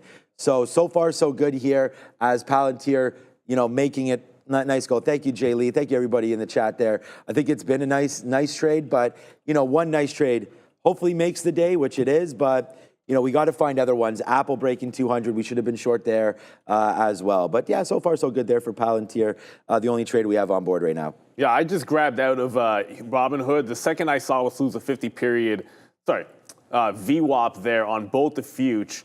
Put a trailing stop in there on Robinhood. It's still trending down. I want this to break trend and then jump back in. It was the only long idea that we had, but it's still trending down until it proves otherwise here. We're going to go to Adair in a second. Nvidia's about to lose the volume-weighted average pricing here, and Tesla's about to break 278 to the downside. There's a lot of weakness in this market. I'm not really feeling the long as much as I was a couple of minutes ago. Adara? Keep an eye here on GPUS. If you are a small cap trader, someone looking for these type of names, GPUS has just broken the pre-market high. Hyperscale Data is the name of the company. They announced preliminary earnings here for Q1 2025 and guided their earnings for fiscal 2025. GPUS is notable for its 1.37 million share float, and 15% of that is going to be sold short, so decent short float there for GPUS. Also, guys, be aware here, ISM PMI coming through in about 5 minutes. Back to you.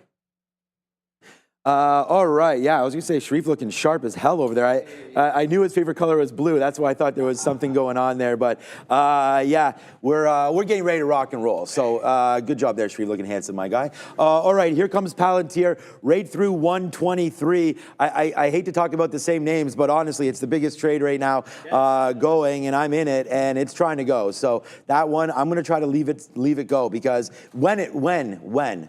I talk positively. When it rips, I want to make sure that I'm still in it. I'm out of about a third right now, maybe a little bit more of the trade on that one. So if there's anything else, man, I mean, I'm just looking at the hot list right now. We have Apple on watch because there's a fight now at $2 that's for sure. AMD, as Neil sort of covered, and some of you guys have talked about it in the chat as well, that's up 2% right now. So that's the one that's really singing. I think Palantir's going to rip. All right, Amazon down, a good level, down. Did I say down? Yeah. Amazon down 2%. I'm thinking, let's go, Palantir. I'm thinking that Amazon is a good buy down at these levels. We missed. There goes Palantir. Let's go right now. But we missed the buy at 180. Did not get filled down there. Only put the order in for that one day and canceled it. It did give it to us, though, at the end of it all. All right. Spin it. What happened to Uber? Oh, I don't know. Hopefully Uber just keeps ripping. But there goes Palantir right now, man. It is now $1.50 in the money, and we're finally starting to print out on this thing real big now. So let's go upside on PLTR. Yeah, man, Uber's a decent position of mine. It's one of the ones I've been buying over the last year or so. I don't know. What is it up or down? Or? It's absolutely flying right now, Uber is. It's right through the highs and not really showing any signs of abating here. So not really sure entirely why this one's going. I didn't see a story this morning on it, but strength is strength, and it's above Friday's highs, and that's VWAP as well. That's where I'd look for some continuation. All right, I just got to get over. I've been in and out of a lot of SKX today, and that's probably going to be a bit of a theme, so you're going to see me on this thing. I'm going to short this in the... If this thing breaks 62 and gets to 62, 15, 16, I'm going to be short a lot of SKX. But I just noticed Nvidia, in the midst of this move, is starting to hold the volume-weighted average price nicely. I still like 115 for a short. I don't want to back away from that notion, but it's starting to show me that it doesn't want to get there. And so we might have to pivot over to our good friend Intel, which is holding under VWAP. It's got a nice rejection candle. Pretty technically sound. Prior support holding is resistance. Either we get this top or we wait for VWAP to start holding and we jump into that one to the south side. Market's starting to scream to that upside. All right. Our daily goal is obviously a little bit too low because right now we're at 3 times it.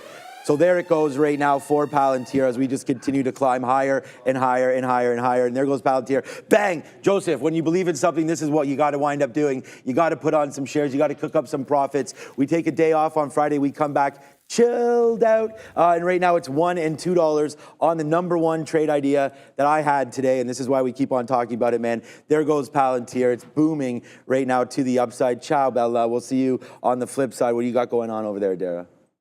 Something new for today for Uber. I just looked into it. But in case you guys missed last week's catalyst, because it was pretty interesting, on Friday, the company announced they made an agreement here with Momenta to introduce autonomous vehicles to the platform in international markets outside of the US and China. So UBE are here with an autonomous vehicle agreement. Again, that came through on Friday, but worth noting here, given its run today. Back to you.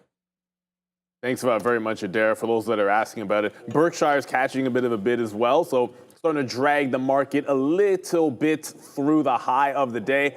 What are you doing over there, Nvidia? Nvidia not really participating at all in this.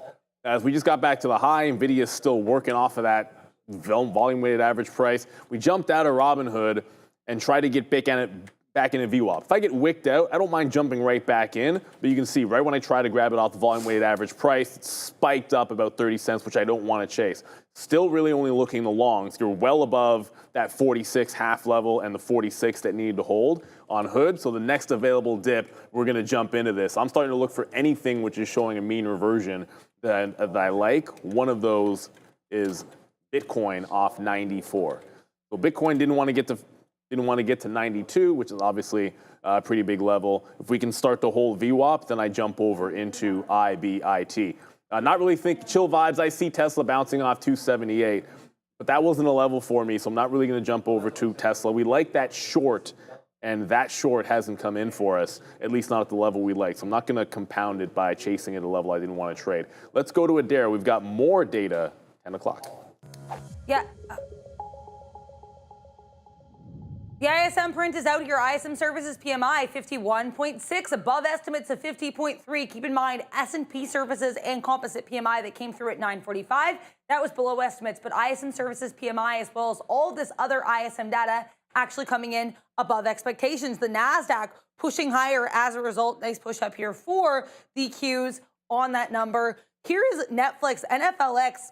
Pretty interesting here. Certainly near its day's highs, despite a pretty negative catalyst, basically. We did have Donald Trump posting on Truth Social that he's looking to put in 100% tariffs on foreign-made films, though he did not discuss any details as to how this tariff would be implemented. Berkshire Hathaway also trying to bounce here. BRKB, this one traded with pretty significant volume for a stock of this price, dropping here after earnings, where we did have CEO Warren Buffett announced that he's going to be stepping down from the role coming up here. So keep an eye on Berkshire Hathaway, Netflix, and all of these other tickers moving today. Palantir and HIMS reporting after the bell. Check us out here. Follow us and like and subscribe. Back to you. All right, thanks, Adara, for that one. Yeah, that gave us some opportunities to get some more out at 124. So we have about 50% left, maybe a little bit less than 50% now on Palantir, whatever, man. I mean, you know, I've only been in that one trade, and there's obviously reasons why. All right, so you've only been in 2 or 3 trades anyways, right? It's not like only it's been, 2. Yeah, only, well, look, let's be real. 2, I've probably traded 100 times in SKX. No, I know, but what we're showing people, yeah, exactly. And you got to trade what you're trading, right? And I mean, and if you're trading buyouts, then that's what it is right now. But there goes Intel right now to the upside, you know, trying to break through some of those highs. We do have Nvidia's trying to battle with, you know, some of these levels here. But yeah, right now, Intel, $20.50. Nice, you know, I feel fine about my Intel investment, to be honest with you, down here, sub 20. You know, up to $21. We can see if we can break through those levels. And then, you know, higher. I mean, that horrible quarter is hopefully through it. And we'll wait to see if the chip space can battle back a little bit with Intel at $20.50 right now. So just kind of dancing around. And then the short that will just keep on looking like it wants to be a short is Nvidia, in my opinion. Right here around 114. I am still trying to hold long and strong, obviously, with that Palantir, but Nvidia could be a decent short right here against, now that we have a level of 114.50, that could be something. The TQs, what up to Jay Lee and everybody else there that are trading these, we just got close to that 59, and I didn't even realize it when that PMI was happening because I was getting some out there, that number, factory, that we were getting out of PLTR, but should have potentially been looking to short the market right there at 59. So we're getting pretty close right now to looking about flipping this market up and going short, because it was a nice move right now. Still down on the day, right? But half back. I mean, we were down 1%. Basically in the middle there where we opened up, and that's a pretty strong move now northbound here on the futures. I'm going to get another piece out here in the 30.39 I just offered. So there it goes. We get a piece out now because, yeah, Palantir is coming back down. So there it is, man. Meta's flying. Yeah, chill vibes. I mean, there's only really so much here.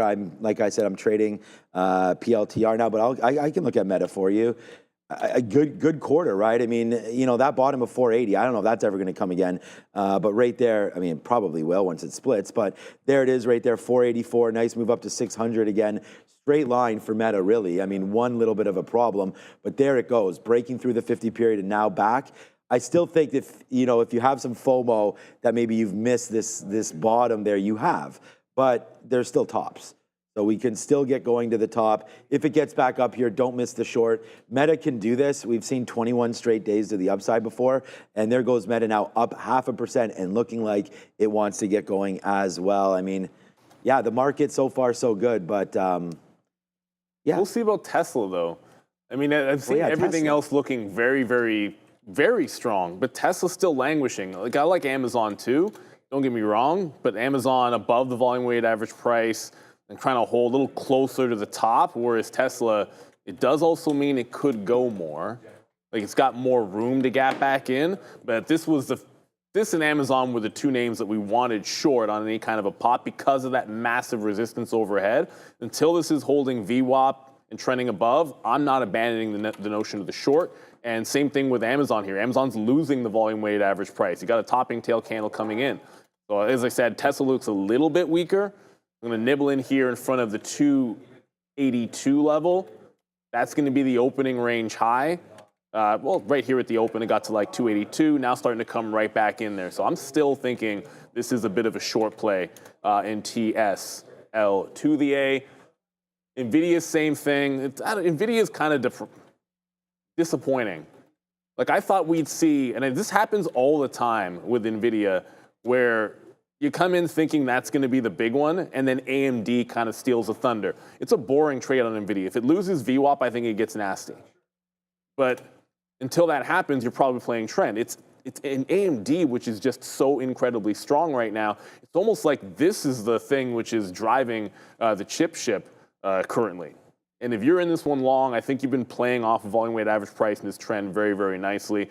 But I'd rather stick to the original thesis. We just put a topping tail candle in, or potentially putting in a topping tail on the 15 on the NASDAQ. Here, I'll zoom it out so you can see it better. There's overnight resistance. We close this underneath this 2010, which is looking pretty 2100 level, and it looks pretty good for some shorts. So Tesla's the one that we're in. Why? Because it was part of the plan to be short Tesla. You get to each even dollar and try to jam out in front of it, so 280, 279. Those are both the lows that we see. And if you look at Tesla on a higher time frame, 270 is about as far as I think we would get today. You got that 50 period, which is also looming underneath. So short end of Tesla, not really back into Robinhood longs just yet. And I don't want to fight too much this trend, but I can also tell you if Nvidia loses VWAP, then that's where I pivot to on the short. Because Tesla is setting up nicely.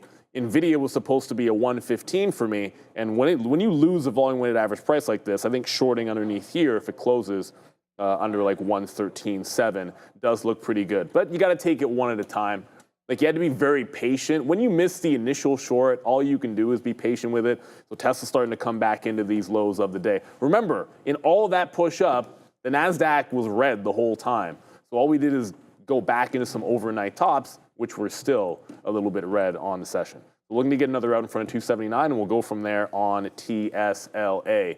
What else we got? I see you guys in the chat, AMD, still talking about that, TNXP as well. Oh, and I also meant to have a deeper look at Firefly. Volume's still very good, but it's starting to level off a little bit. It's underneath the volume-weighted average price. Don't like small cappers long when they're underneath VWAP, but to its credit, it's actually managing to hold. There was some support at 350 if you look at the early pre-market. So it's holding above there and starting to decelerate that down move. So it's probably worth a look because the volume's still okay, but underneath VWAP is not really my cup of tea on Firefly. All right, we're gonna have to, yeah, good look there on Firefly. We're gonna have to switch up our game a little bit here because I'm so biased to the long right now because of Palantir. Look at this call on the TQ. Shout out to Jay Lee and everybody else trading the futures. We had written down here 59. I actually had an offer at 58.50 that I canceled. I mean, and then there it goes right down there into 58 again before bouncing off VWAP. So that might be a pretty confirmed top there for the TQs. But yeah, a good little dip buy opportunity into the downside there to get a little bit more shares on something. I didn't do anything. I went and refilled up the coffee right there. And I was saying before, like what, okay, what's SSBI, that one. SS. Yeah, it's not doing anything. Okay, it just was showing up here. So this is sort of the hot list right now. So this is actually a brand new IPO. It looks like SSBI or just I don't know, it opened at 10 o'clock right there. So SSBI may be worth looking into for you guys. It doesn't look like it's an IPO. It looks like it's been trading, but I don't know if this was halted or new name taking over right now. This could be a SPAC, by the way, SSBI. That sounds... just because it's near 10, right? So this is Summit State, Rosa, California, State Bank. Anyways, I'm sure Adara will have what SSBI is for us right now. I'm going to look more into that SSBI, but it's worth noting it's certainly not an IPO. I checked here on the NASDAQ IPO list. There are 3 that we are expecting this week, but none today. We're expecting 1 here on May 7th, which was going to be Wednesday, and then 2 on Thursday, May 8th. Again, no IPOs expected today. I will keep looking into this SSBI, and I'll let you know if there's anything of interest I find. Back to you. That's a good one after start. If you can short it, a lot of times that's a decent hint that it might not be an IPO. But it smells like a SPAC. But I don't know if it is. We guess. We'll find out about it. Look, Nvidia's starting to lose a volume weighted average price. It just doesn't seem very strong at all, everybody. And we're not going to get a chance to short it at 115 at this rate. So the close under VWAP still hasn't happened yet. You see these bottoming tail candles, but this looks distinctly different. I think this is where you can get that continuation. And if this goes down too fast, then there's always Intel under VWAP, and then I paid for low. Oh, yuck. SMCI, 3.5. Come on, dog. To the downside, breaking the low of the day. So yeah, you can forget about SMCI as a continuation play. The other play would be just short the trend break on AMD if it loses the volume weighted average price. So really only in Tesla. It won't break the low of the day yet. That's 278.5-ish.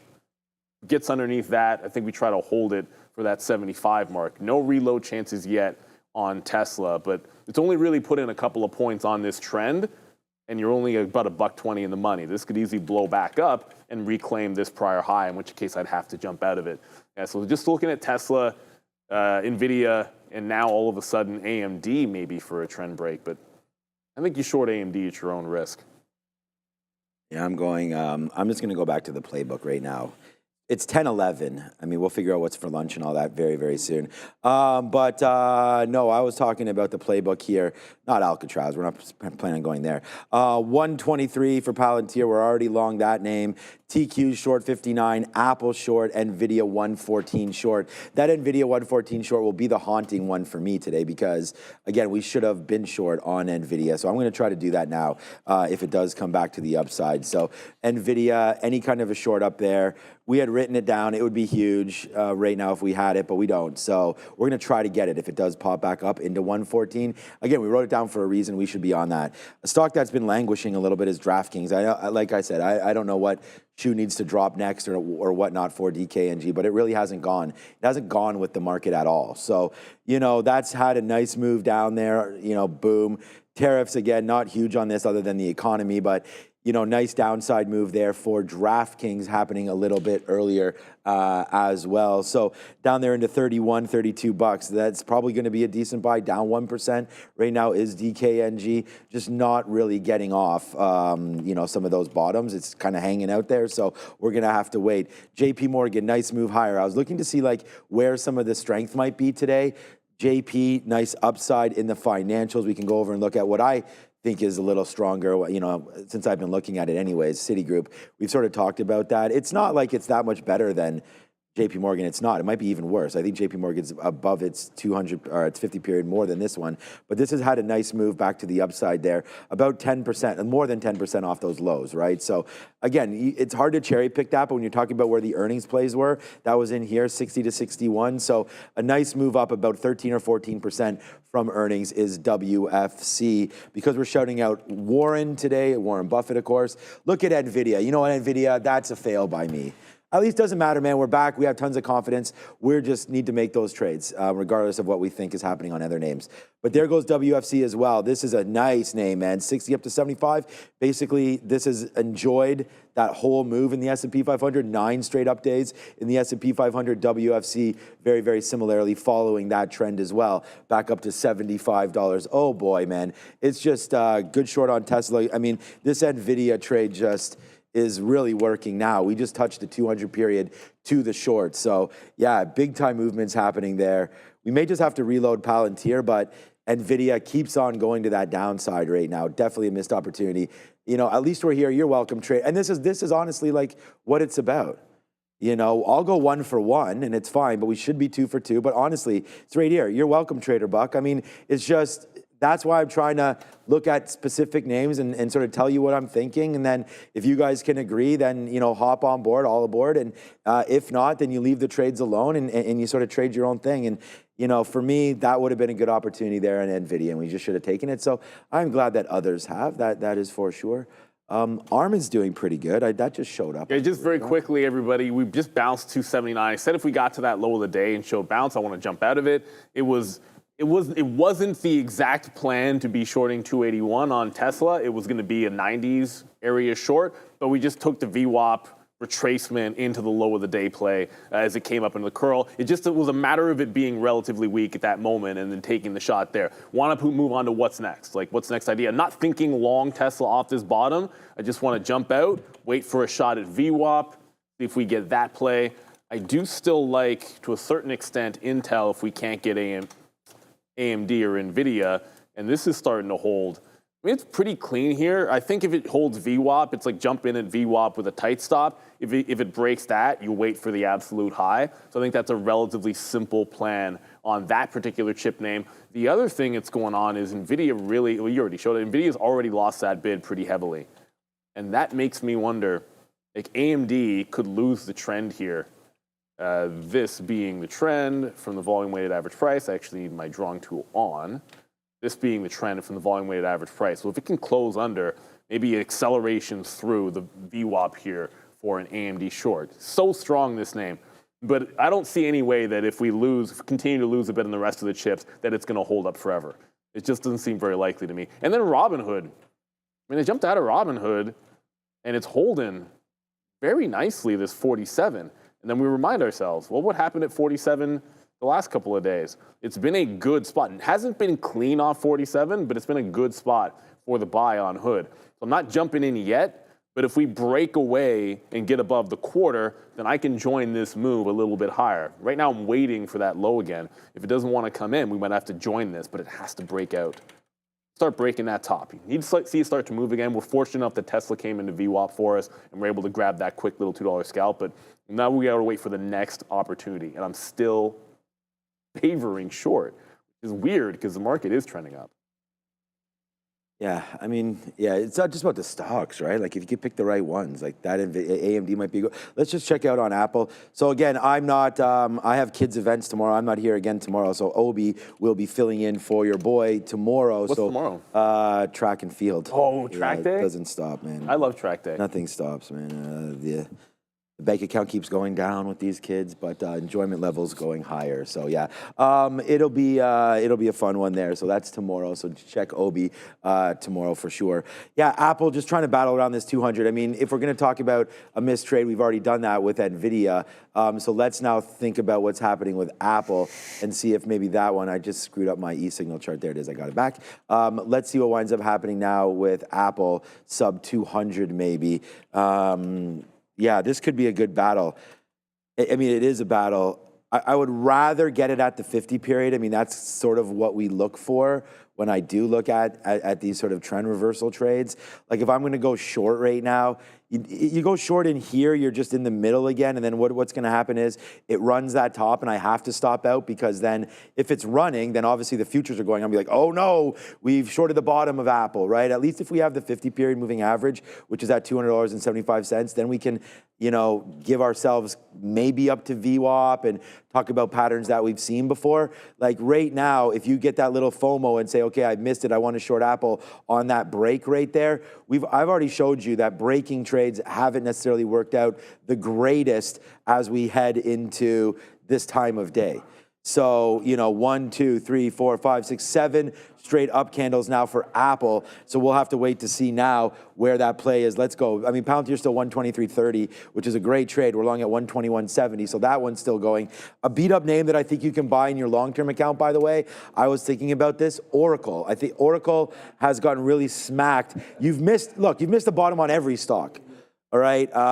You know, maybe that's why I was showing you DraftKings, maybe. And there's going to be other names like a Google that is still really depressed as well. But this Oracle fell right into this 120 level, and then whap, like nice move to the upside right now, down today. I think Oracle can get back there to the upside. There's not, you know, data center played. I like Oracle. I don't think they're going anywhere. And, you know, that's definitely a play to consider here. ORCL breaking above and then trying to take out that 200 period moving average. Again, I like the stock of Oracle maybe to have been bought. Today we have after hours, we have, of course, Palantir. So we're waiting for that to come through. I'm very, very excited. I may finally sell something ahead of that number. Nah, I'm not going to. All right, Robinhood, nice move there on Robinhood, right from the bottom. What a V-shaped recovery all the way back to day's level. One more time right there. You can't say Robinhood without Joey Money over there getting excited. But there it is, 47.50 right now, right back to day's high for Robinhood. So clocked early and banked late. I mean, what a good trade there, as Tim Duncan calls bank. And it's good right there for Robinhood. So, you know, huge move to that upside. Congratulations to everybody that is in the Golden State, because your Warriors are moving on. And a couple good NBA games as well over the weekend. So, you know, NHL is really where it's at, but NBA, congratulations to everybody who's involved in that. And then, of course, baseball, at least you can have a beer and hot dogs. Yeah, the Game 7s have been pretty good for the NBA, but the NHL is like night after night ridiculousness. The NHL is amazing. It's been amazing. No wonder Charles Barkley likes it so much. Chuck. Chuckster. You know what else Chuck likes? We'll take I Chuck. have no idea if he does. Maybe he hamburgers? Likes small caps? Oh, small caps, okay. I have no idea. Probably doesn't. He does. Who knows if Charles Barkley likes small caps, but right now it seems like some of these traders are not necessarily loving the IWM, much like the market, a little bit range bound, slightly red here on the day, very much gapping down from where we closed over here on Friday. Here's GPUS. This is Hyperscale Data, Inc. This company here, GPUS, did announce its preliminary earnings for Q1 2025. They also provided guidance for the fiscal year, and GPUS, it's worth noting, does have an interesting float. We've got about 1.37 million shares. 15% of that is going to be sold short. Oh, here's GPUS again. We'll pull up RR here because Rich Tech Robotics also on the move up. No news that I could see here on Rich Tech, but we know this one's a retail favorite. It's near day's highs, and it's about 18% short float. Last but not least, our friends here at Firefly Neuroscience, AIFF, announcing the acquisition of Evoke Neuroscience for $6 million in a cash and stock deal. Firefly does have a float of about just under 3 million shares. Back to you. Careful when it's a cash and stock deal. That's probably why it was trending down so much. Sometimes if it's cash, I mean, obviously that can weigh on it, but when you're diluting or using stock for an acquisition, that can be a little bit, let's just say it can be a bit bearish on the short term. So I don't think that AIFF, I think you want it to settle down. I usually put a 3-day rule on that kind of a thing, like let it settle for 2 or 3 days, because it's a small capper. I think you'd be willing to maybe bend that. It still hasn't gotten to that 350 level, and it's trending down on over into it. Only thing I'm into is this Intel volume weighted average price play. I want it breaking the low. The market is slightly trending up, but we're not doing anything crazy right now. So the only real profile we have is, okay, there's your topping tail candle, but we're still holding VWAP, and there's no real huge definitive direction. And I think until we break out the high or lose VWAP on the NASDAQ, overall, the market's going to be in that mood. So you want like scalp trades, which to me means if it's strong, long on VWAP. If it's short, underneath VWAP. I think Intel a little bit relatively weak. If I was trading AMD, which I'm not, I guess you'd be playing the long off the volume weighted average price the same way. Tesla just took the low again. It didn't want to get back to the volume weighted average price, so we shorted into the low, but no retrace back into VWAP here. Yeah, so still thinking that overall short trade until we get some kind of a breakout. And then Robinhood doesn't want to seem to let me in. We're sticking to the same names. Robinhood, slight trend up. It's a V-shaped recovery, which has me looking long. It's that simple. Anytime you get the V, like I'm just reminded what this did when it busted VWAP on earnings day, and when it caught the bid on Friday as well. It was a big time runner into the 50 level. A little more consolidative here off the volume weighted average price, but I want to give it a chance to try to go. So it's the one name I'm still thinking to the long side, at least for now, but that can easily change. I was looking at the futures again, got right back to those highs again, and didn't short those. So yeah, the market to me also feeling pretty heavy. Make sure you do check out right there. Trade the pool. Scan those guys. All right, Tesla's already been there. Let's check out some DJT. Is anything going on over there today? Any truth's been truthed?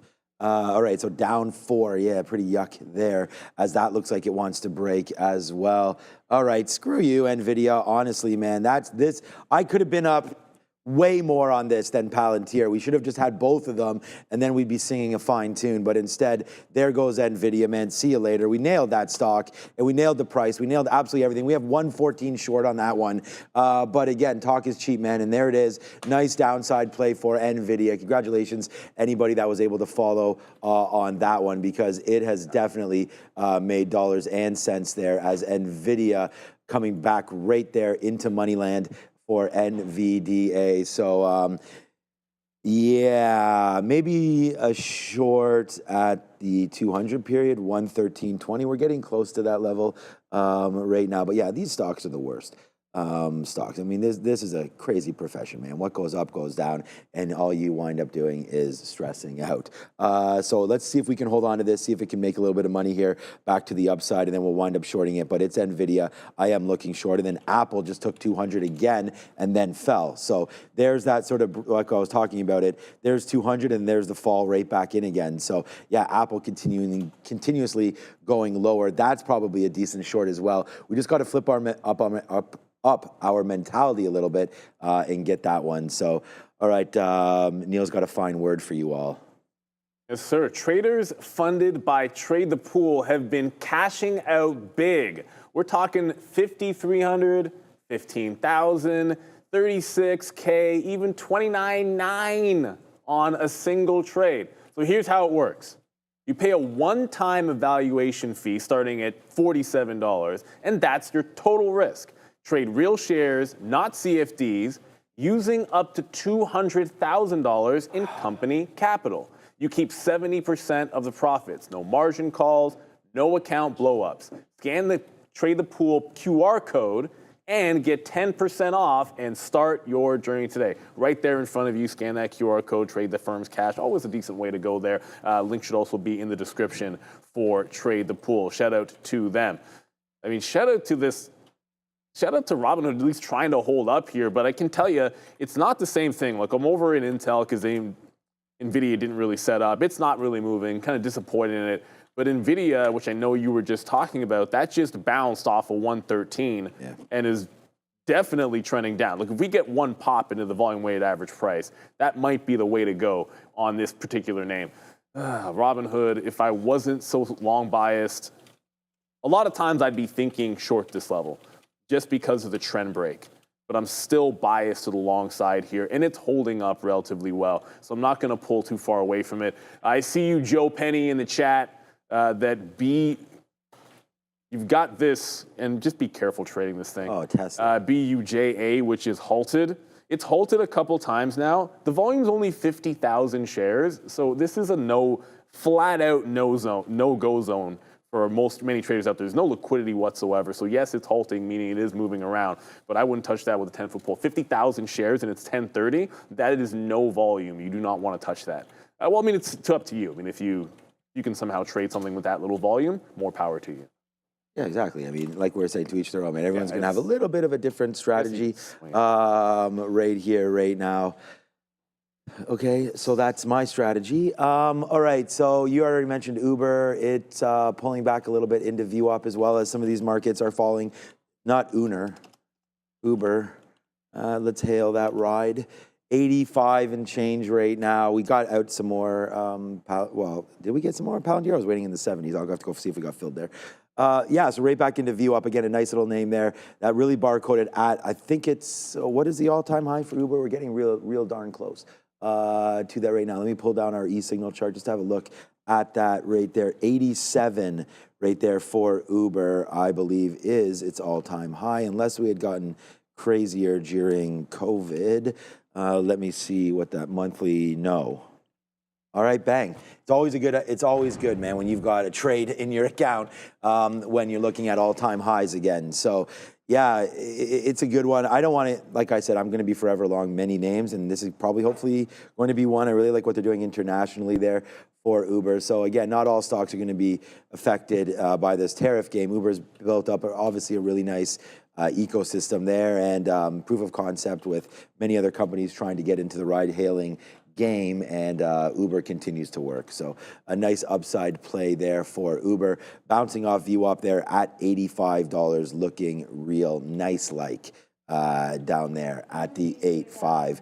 They are reporting in a couple days, so we'll wait to see if Uber can come out with a decent report. I like the stock. I mean, it's well bounced, man. I mean, talk about a name that fell right into, again, this is right where I'm long. Like, so we're right long in this area, mid-60s, fell in, was not enough for me to average in. I mean, I wasn't going to average in at a price I'm already long at, especially when we had this cratering action. But there goes Uber cooking Apple right now to the upside. Apple, bye-bye downside. 99 just broke. Oh, 99 just broke on Apple. Yeah, I mean, still not exciting enough for me yet, but yeah, probably a good play there.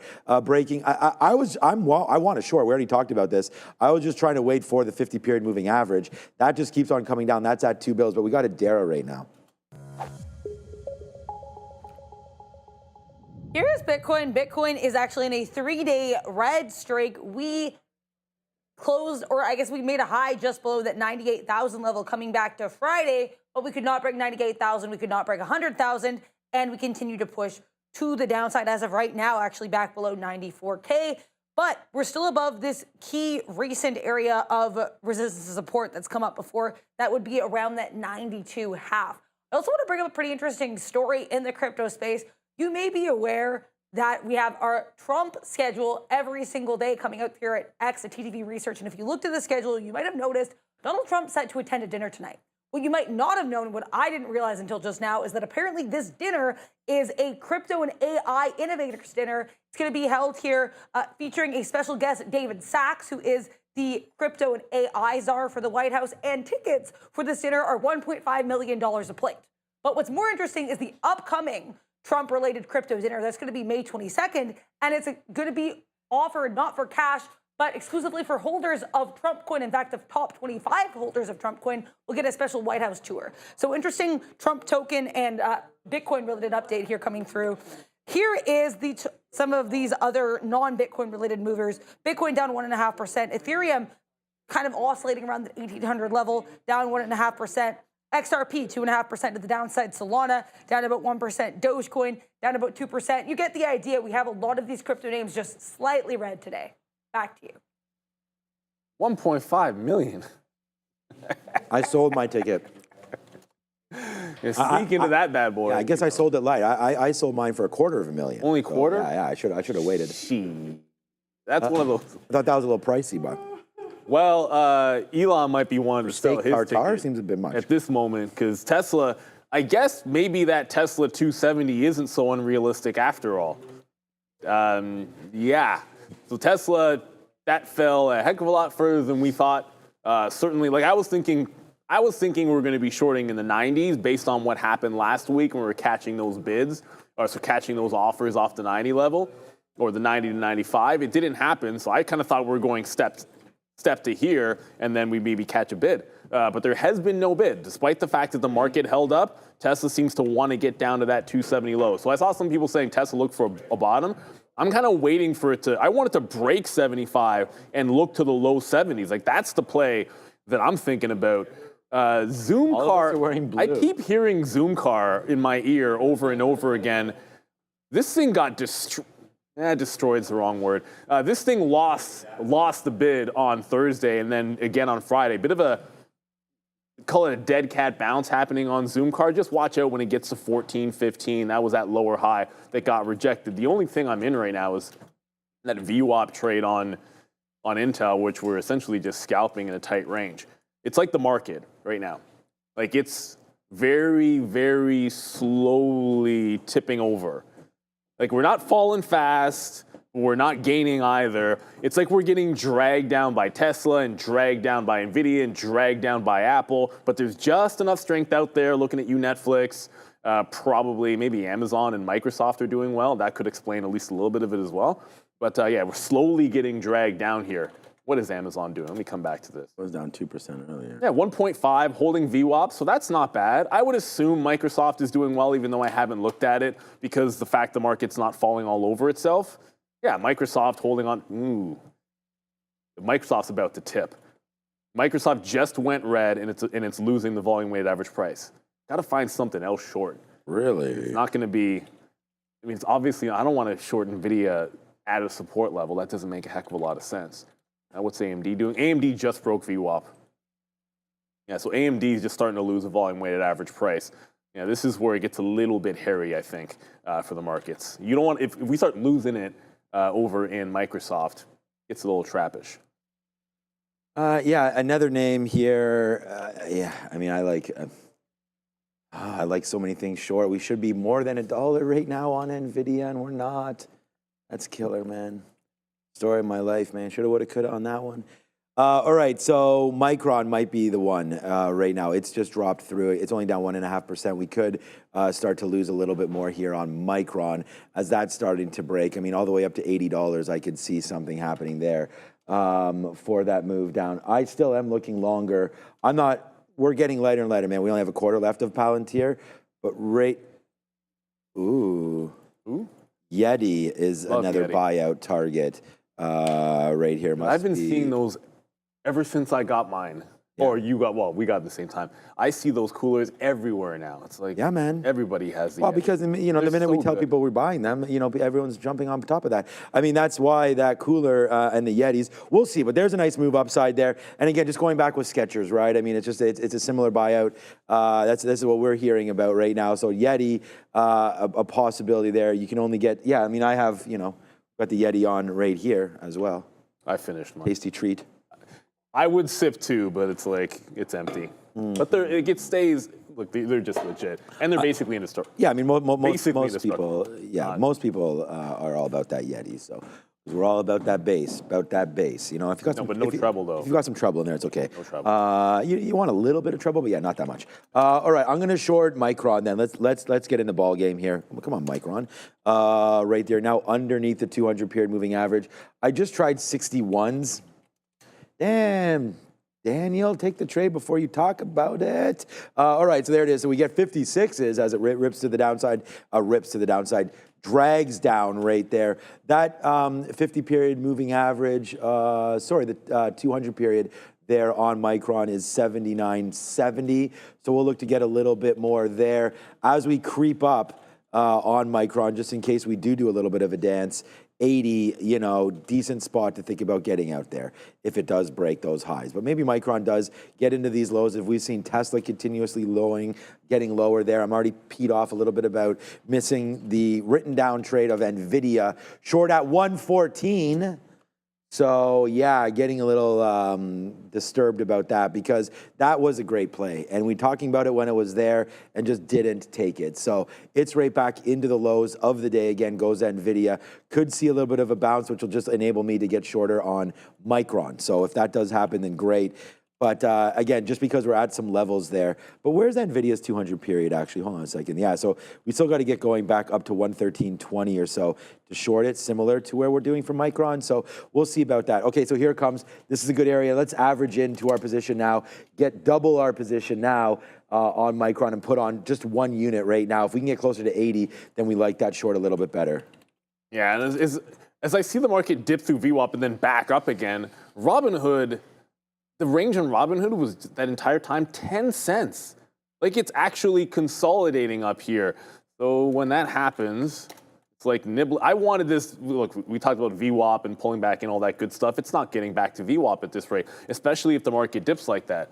I'm gonna try and nibble in here. I don't wanna chase too far. I wanna get something in the low 30s, high 20s, and then try to work the long back into the high. I do want to give this into VWAP. At that point, if it loses 47, I think you'd want to jump out. Tesla's doing a bottoming tail as well. TSAL, Neil. That's not the way. That's not the right symbol. There's a bottoming tail candle on Tesla, so I don't know if we'll see that 271. But you're getting some signs that the market wants to hold up here, which is why I want to jump back over to that Robinhood and jump into the long. But just give it a very, very tight stop because it's not the volume-weighted average price. So nice little bounce here happening in the market. Yeah, go. We are starting to scream. What's AMD doing? AMD might close holding VWAP as well. That's the strongest chip name out there is looking like it wants to get back above the volume-weighted average price. I don't want to chase the move in Hood because it hadn't been moving before, but AMD close above VWAP, and I think we can take a shot at this bad boy. There's your close above the volume-weighted average price. Give me one confirmation candle, and then I might take my only second long of the day because we've only been short outside of that Robinhood trade off the bottom. But AMD's showing you enough strength that I think you got to look for it at some point to the long side, as long as it can hold on to the trend, which it's very much doing. Oh, that's right. It's already 1040. Let's see what's going on. I forgot to look at oil because they're getting waxed. Let's go see what's doing in the energy markets and some other sectors with Adara at the screen for Sector 1. Oil pretty weak here, but other than oil, there's not a lot of overall sectors that are weak. Instead, it's a lot of these market cap names that make up a huge percentage of the indices that seem to be dragging down the index.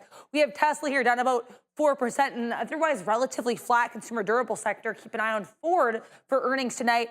Then we have Eli Lilly, actually slightly positive here in health technology. They're probably one of the few larger market cap names that is actually positive today because then you have Berkshire Hathaway down about 5% in finance. We know this is a massive company and they're bringing down an otherwise pretty nice looking finance sector here after Warren Buffett announced that he's going to be stepping away from his role as CEO.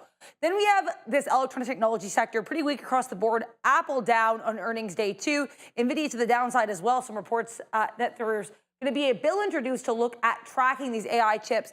Here's Netflix bringing down an otherwise relatively flat to green technology services sector, NFLX, moving after Donald Trump posted on Truth Social that he's looking into a 100% tariff on foreign-made films. So instead of overall market weakness, we actually just have a couple outstanding names that are pretty larger, bringing the market to the downside. Back to you.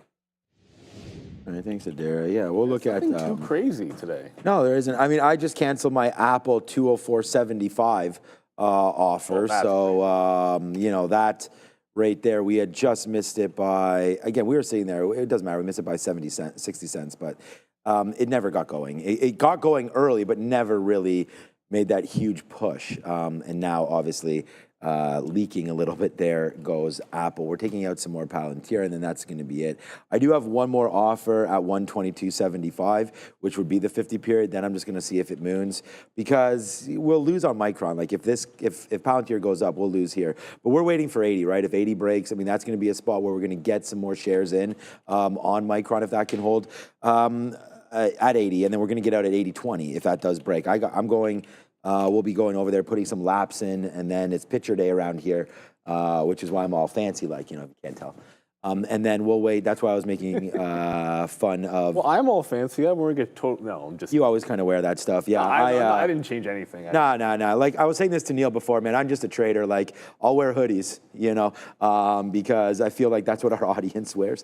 I don't know how many of you guys are wearing collared shirts right now, but it's a nice move right now to the upside on Palantir, and there goes J.P. Morgan. So I just wanted to show we did talk about some strength earlier on in the day on JP Morgan and some of the financials. So despite the market being a little low right here, you know, that's starting to go. And we had looked at Robinhood, and there's obviously many other plays there as well coming through. But there goes JP trying to hold above and trying to break above this 255. So we'll see if and when that comes into play. And there it is. We do get our 122.75. So in what is going to be diamond hands, because we've been in this trade since 9:30 and it's 10:42, it is Palantir. But of course, you know, in sort of getting into that malaise, we get a little lazy, I guess.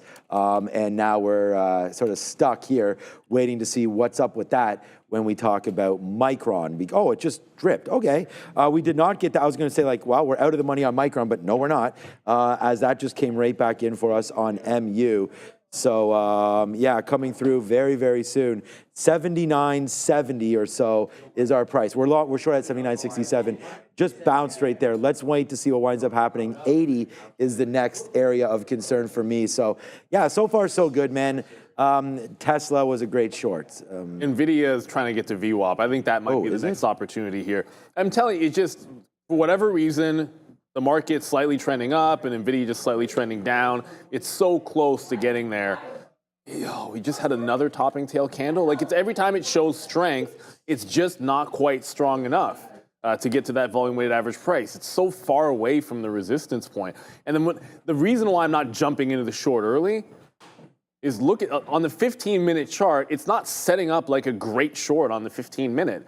Like, that's still waiting for some of those highs. If anything, it's just supporting the pre-market lows. So I think getting in early is a bit ambitious, is the word I'm looking for. I just don't want to do it. Tesla still looks a little bit weak here.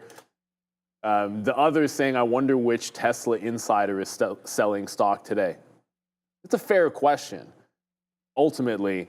But right now, the buyers have at least made a strong effort to start defending those 70s again. So just try to remember how far we moved off the lows. That 220 bottom all the way into 295. We know they're selling up there, so you get some continuation. But this is very much a bull flag when you look at this 15, like on a 15-minute basis. You're holding the 220, stair step up. The higher low is still holding 272, 273. I don't want to make it seem like it's all bearish on Tesla because it's down 4%. It's very much holding the top end of that range. And anybody that shorted this on the death cross, you know, they're still out of the money. That was a 250 area short, and they're still out of the money and haven't had any follow through. So I don't want to sit here and be all doom and gloom on Tesla, even though I have been kind of favoring the shorts right now. I think that 270 can still be a nice little bounceable spot for the day trade at least. We're sure a little bit more Micron there as we're trying to get into another play. I mean, our baby is starting to go. Okay, I said I wouldn't get out, but now that we're at VWAP, let's put a 95 out there and take a bid, take an offer. So there it is, man. We'll offer out on PLTR. Like I said, man, big name here. All right, so we just shorted a little. I was waiting for 80. It didn't come through, so I just took a small piece there. Our average price is still 79.70, so we gained about 3 cents on our average price right there on Micron. So I still am trying to play that one. Look, man, it can't. I better wait for Joe because we do have a big segment coming up very, very soon. You're going to find out what's for lunch. We're going to wait for Joe to come back. He likes that one. All right, so Broadcom, Donkey Kong, Palantir. Let's check out XYZ again because maybe it's sort of redemption day now. Again, if we look at this from a daily chart, wow, what a move this name's had. I mean, let's go to a monthly chart. Or maybe a weekly, actually. XYZ. Let me just check out a weekly because there's that move up to 280. I can't believe I was involved in that. That was ridiculous. But here's the weekly right now for Block. And this is why I wanted to show it to you. Like, whether or not you're going to be waiting for that very bottom or anything like that there, that's $40 mark, you're not far away from this. Now, I know, obviously, there's structural problems. We do have our boy Shopify that's in the game right now, so we say that because it's.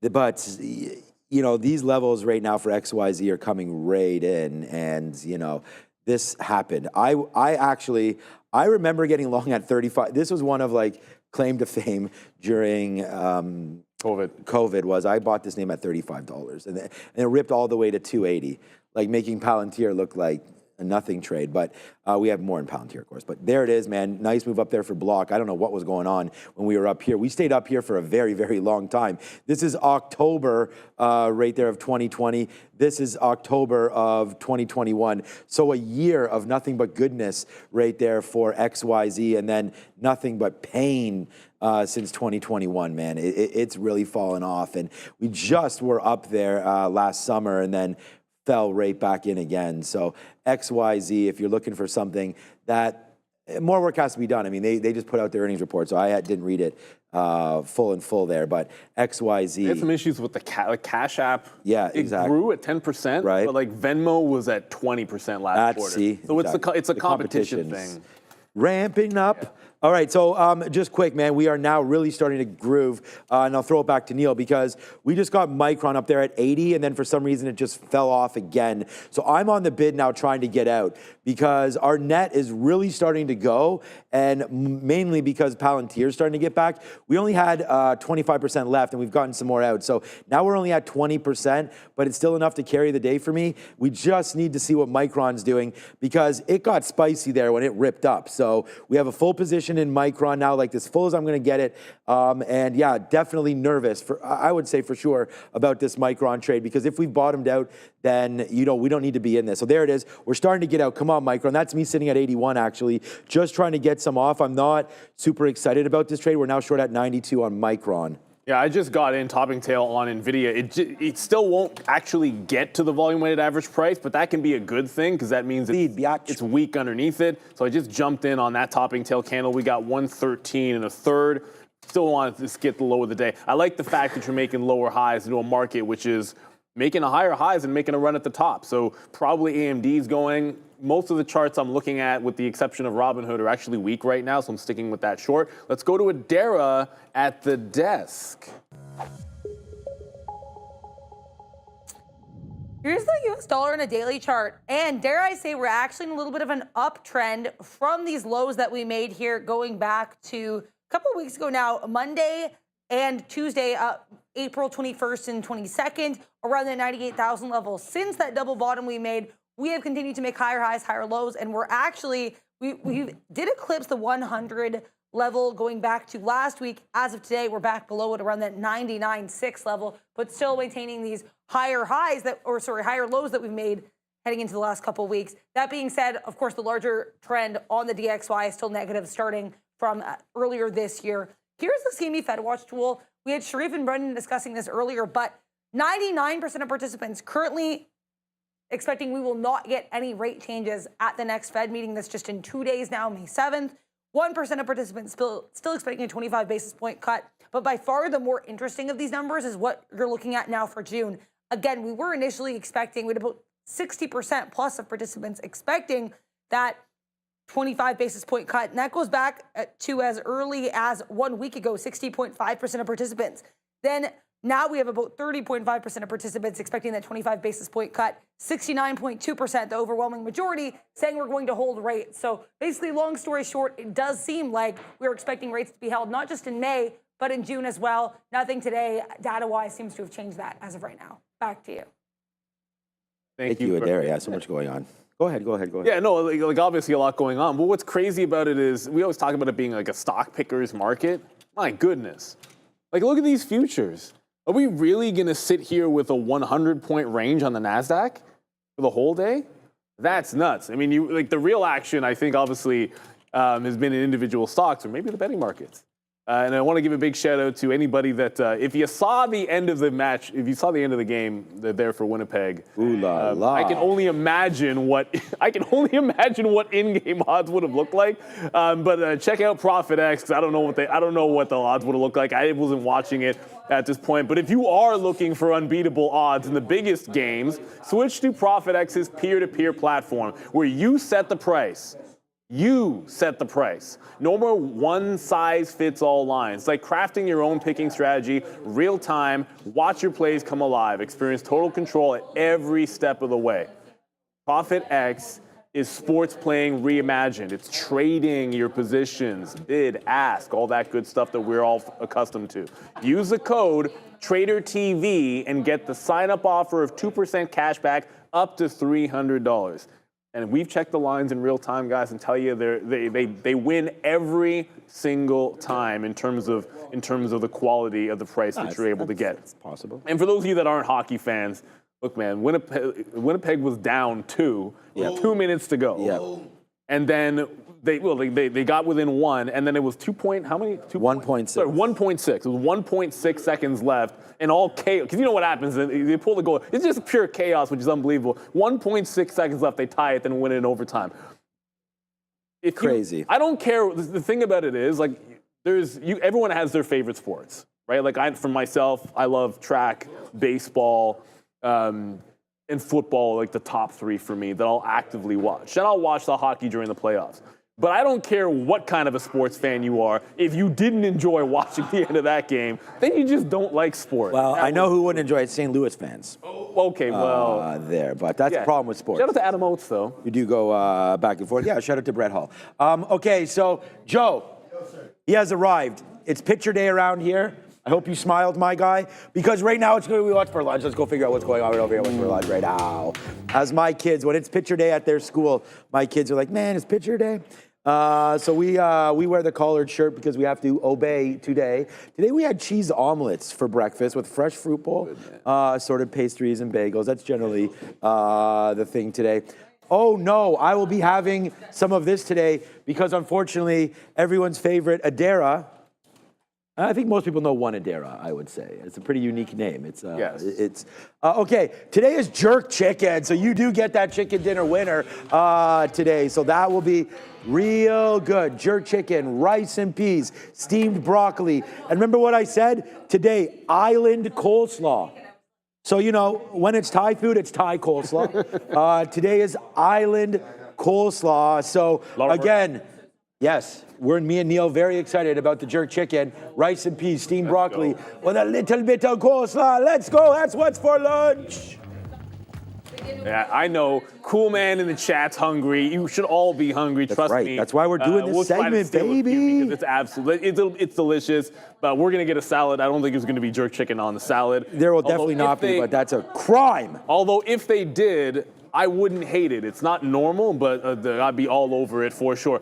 Hey, Atto in the chat. What up, just Atto? mentioned a name that I'm pretty happy to look at. At Atto. SoFi is looking so good today. You mentioned it's 2 for 2, baby. You were mentioning what JPM is doing. Well, SoFi, Robinhood's having a good day, but holding VWAP, looking pretty strong. Like, I still like the heck Robinhood. Robinhood is not dipping. The dips aren't dipping on Robinhood. It's just going higher and higher and higher. And the market's trying to break out that high of the day. So never jump back into that long. And for those of you that are Tesla watching, we only have 5 minutes to go. Tesla rolling back into the lows as the market's catching a bid and breaking out the high of the day. It's just a weird one with Tesla. Don't know what to tell you. They're looking incredibly weak. Maybe we will find out that there was some insider selling on Tesla. That wouldn't surprise me the way that this thing is dumping. Now, 4% when the market's, and at the lows when the market is at the highs. It's just distinctly different for Tesla, unfortunately. Woulda, coulda, shoulda, held on to the short, but at that point, I kind of thought we'd be making some kind of a base a little bit higher. Guess not. All right, $2 still on Palantir, the trade that just keeps on giving. I mean, we didn't reload it, but it don't matter. It's almost near the high of the day again. Palantir, let's go, man. Believe in your trades and in turn be rewarded, hopefully, or not. And you get smoked when you're wrong. But here it goes, man. Micron, another one. We'll go 2 for 2 on that one. So that is another one. We gotten 2 for you today. One. But not 3, DJ. Come on. Another one. 2 for 2. So it's a good trade there. Short Micron here today as we start to get out of that more and more right now. So Micron, you know, the trade that doesn't really keep on giving for me, it only gave once. And it was right into there, it just dropped in. We were able to get 75s. Or 76, it looks like, sorry. I'm actually at 71s. So I thought when this just spit down like that, we were actually going to get 71. That is where the 200 period moving average is right now. So we're out of little more than half. So this could still turn sour for us. That is the truth. So we do have to admit that. So we'll wait to see what winds up happening with Micron. Again, if we break above, I was looking at this 80-80 level there on Micron. I keep looking at XYZ. It just had a move that we should have shorted. Again, with only a few minutes left, I'm out of here soon. But that 46 right there, good move, like right back into the 50. Yeah, It looks dramatic because of that, but right into the 50-period moving average. So shorting into that high of the day, right there against Friday's close. So that's looking like a pretty juicy trade for sure, right there with XYZ. So yeah, nice downside push there for that one. Again, good level, we'll see. Micron, again, good thing we were able to get out. Look, I'm happy as a pig in you know what, because as this is happening, high of the day, as goes Micron, as goes Palantir. So they're both kind of just, you know, going in oppo here, but I'm glad that we're able to take out some so we don't have too much of a worry anymore. We're already loaded up on Micron. I'll take one more fill, but only put on, again, right now we have about 2 units. We had 4 and a bit actually on the top. I miscalculated. So we're gonna wait to see now if we can get an 80-10 right there, and then we're out if it breaks $80.20. Just, you know, it may not work. I know you're in Intel right now. I haven't been looking at that, so I have to admit it, but here this name comes. So I'm going because I'm trying to, you know, stay some kind of discipline. We'll be back, and if we get back and Nvidia's anywhere near this 114 to 114.20, I really like this short, but I'd rather sit here and watch it, you know, because I don't want to go short Nvidia, be long Palantir, and be short Micron, and not necessarily monitoring all of this. So we are now only in 15% left of Palantir, where we have high of day in view. So I'm pretty happy with this one. If this breaks 120, 150, we're gone. I do want to hold this just to see if the market even gets green, because where will Palantir be by the end of day, especially when they're reporting tonight? So let's wait to see if we get some FOMO and some traders with PLTR. Short Micron, long Palantir. That's what I'm riding with throughout lunch. Yeah, well, Intel's literally not moving. If someone was asking what's going on with it, I can't tell you, except for the fact that this is a barcode when I see it. Nvidia broke through VWAP, so I'm still on wait mode to test the 115, which we thought was going to be the bigger level up top from Friday. But it gets weird. I'm just going to sit. As long as the market keeps making highs and this makes lower highs, I see no reason not to just sit in this and wait for it to. I'm not even bidding again. I've already scalped some out in front of the even, but the next leg will be the low of the day. And if it fills in the gap, fantastic, but you're just not really moving. And with only 1 minute to go, the other name I'm looking for is Robinhood in here, which for the first time is about to break trend, the uptrend. It was a big dip, came back in. It's about to break this upward trend here on Robinhood. So as much as I like the long, it does not fill in the gap. It's now wick to high. This is like that patented middle of the day trend break into VWAP trade. Just looking for a scalp trade on Robinhood. I thought I'd only be long this stock, but it never really cleanly set up that long. Now all of a sudden, you know, it looks like a little bit of a trend short. It just broke the trend line now, so you never really know when that's going to happen, but it just closed underneath the VWAP trend line where it got me out of the long earlier. Come on, give me the 50s in here. All right, we should move to 48. And see if we can't catch a fill. We're able to get it there at 48. We're going to give it to the prior bar high. Look for the VWAP retracement. Already 11 o'clock. So I mentioned he's going to go swimming. I'll be hanging out here. We got picture day for us, so I'm not really dressed any differently, but we'll have that, and obviously getting some new pictures for the thumbnail. And so much going on around here. You got the renovations, and now we got picture day. We're going to be back at 2. It's a busy, busy afternoon because we have a lot of earnings to prepare for. Really, it's just Palantir hymns. And I think one other one that's pretty decent, I do believe. But you guys have the midday coming through. Are we ready to go over there? Are we?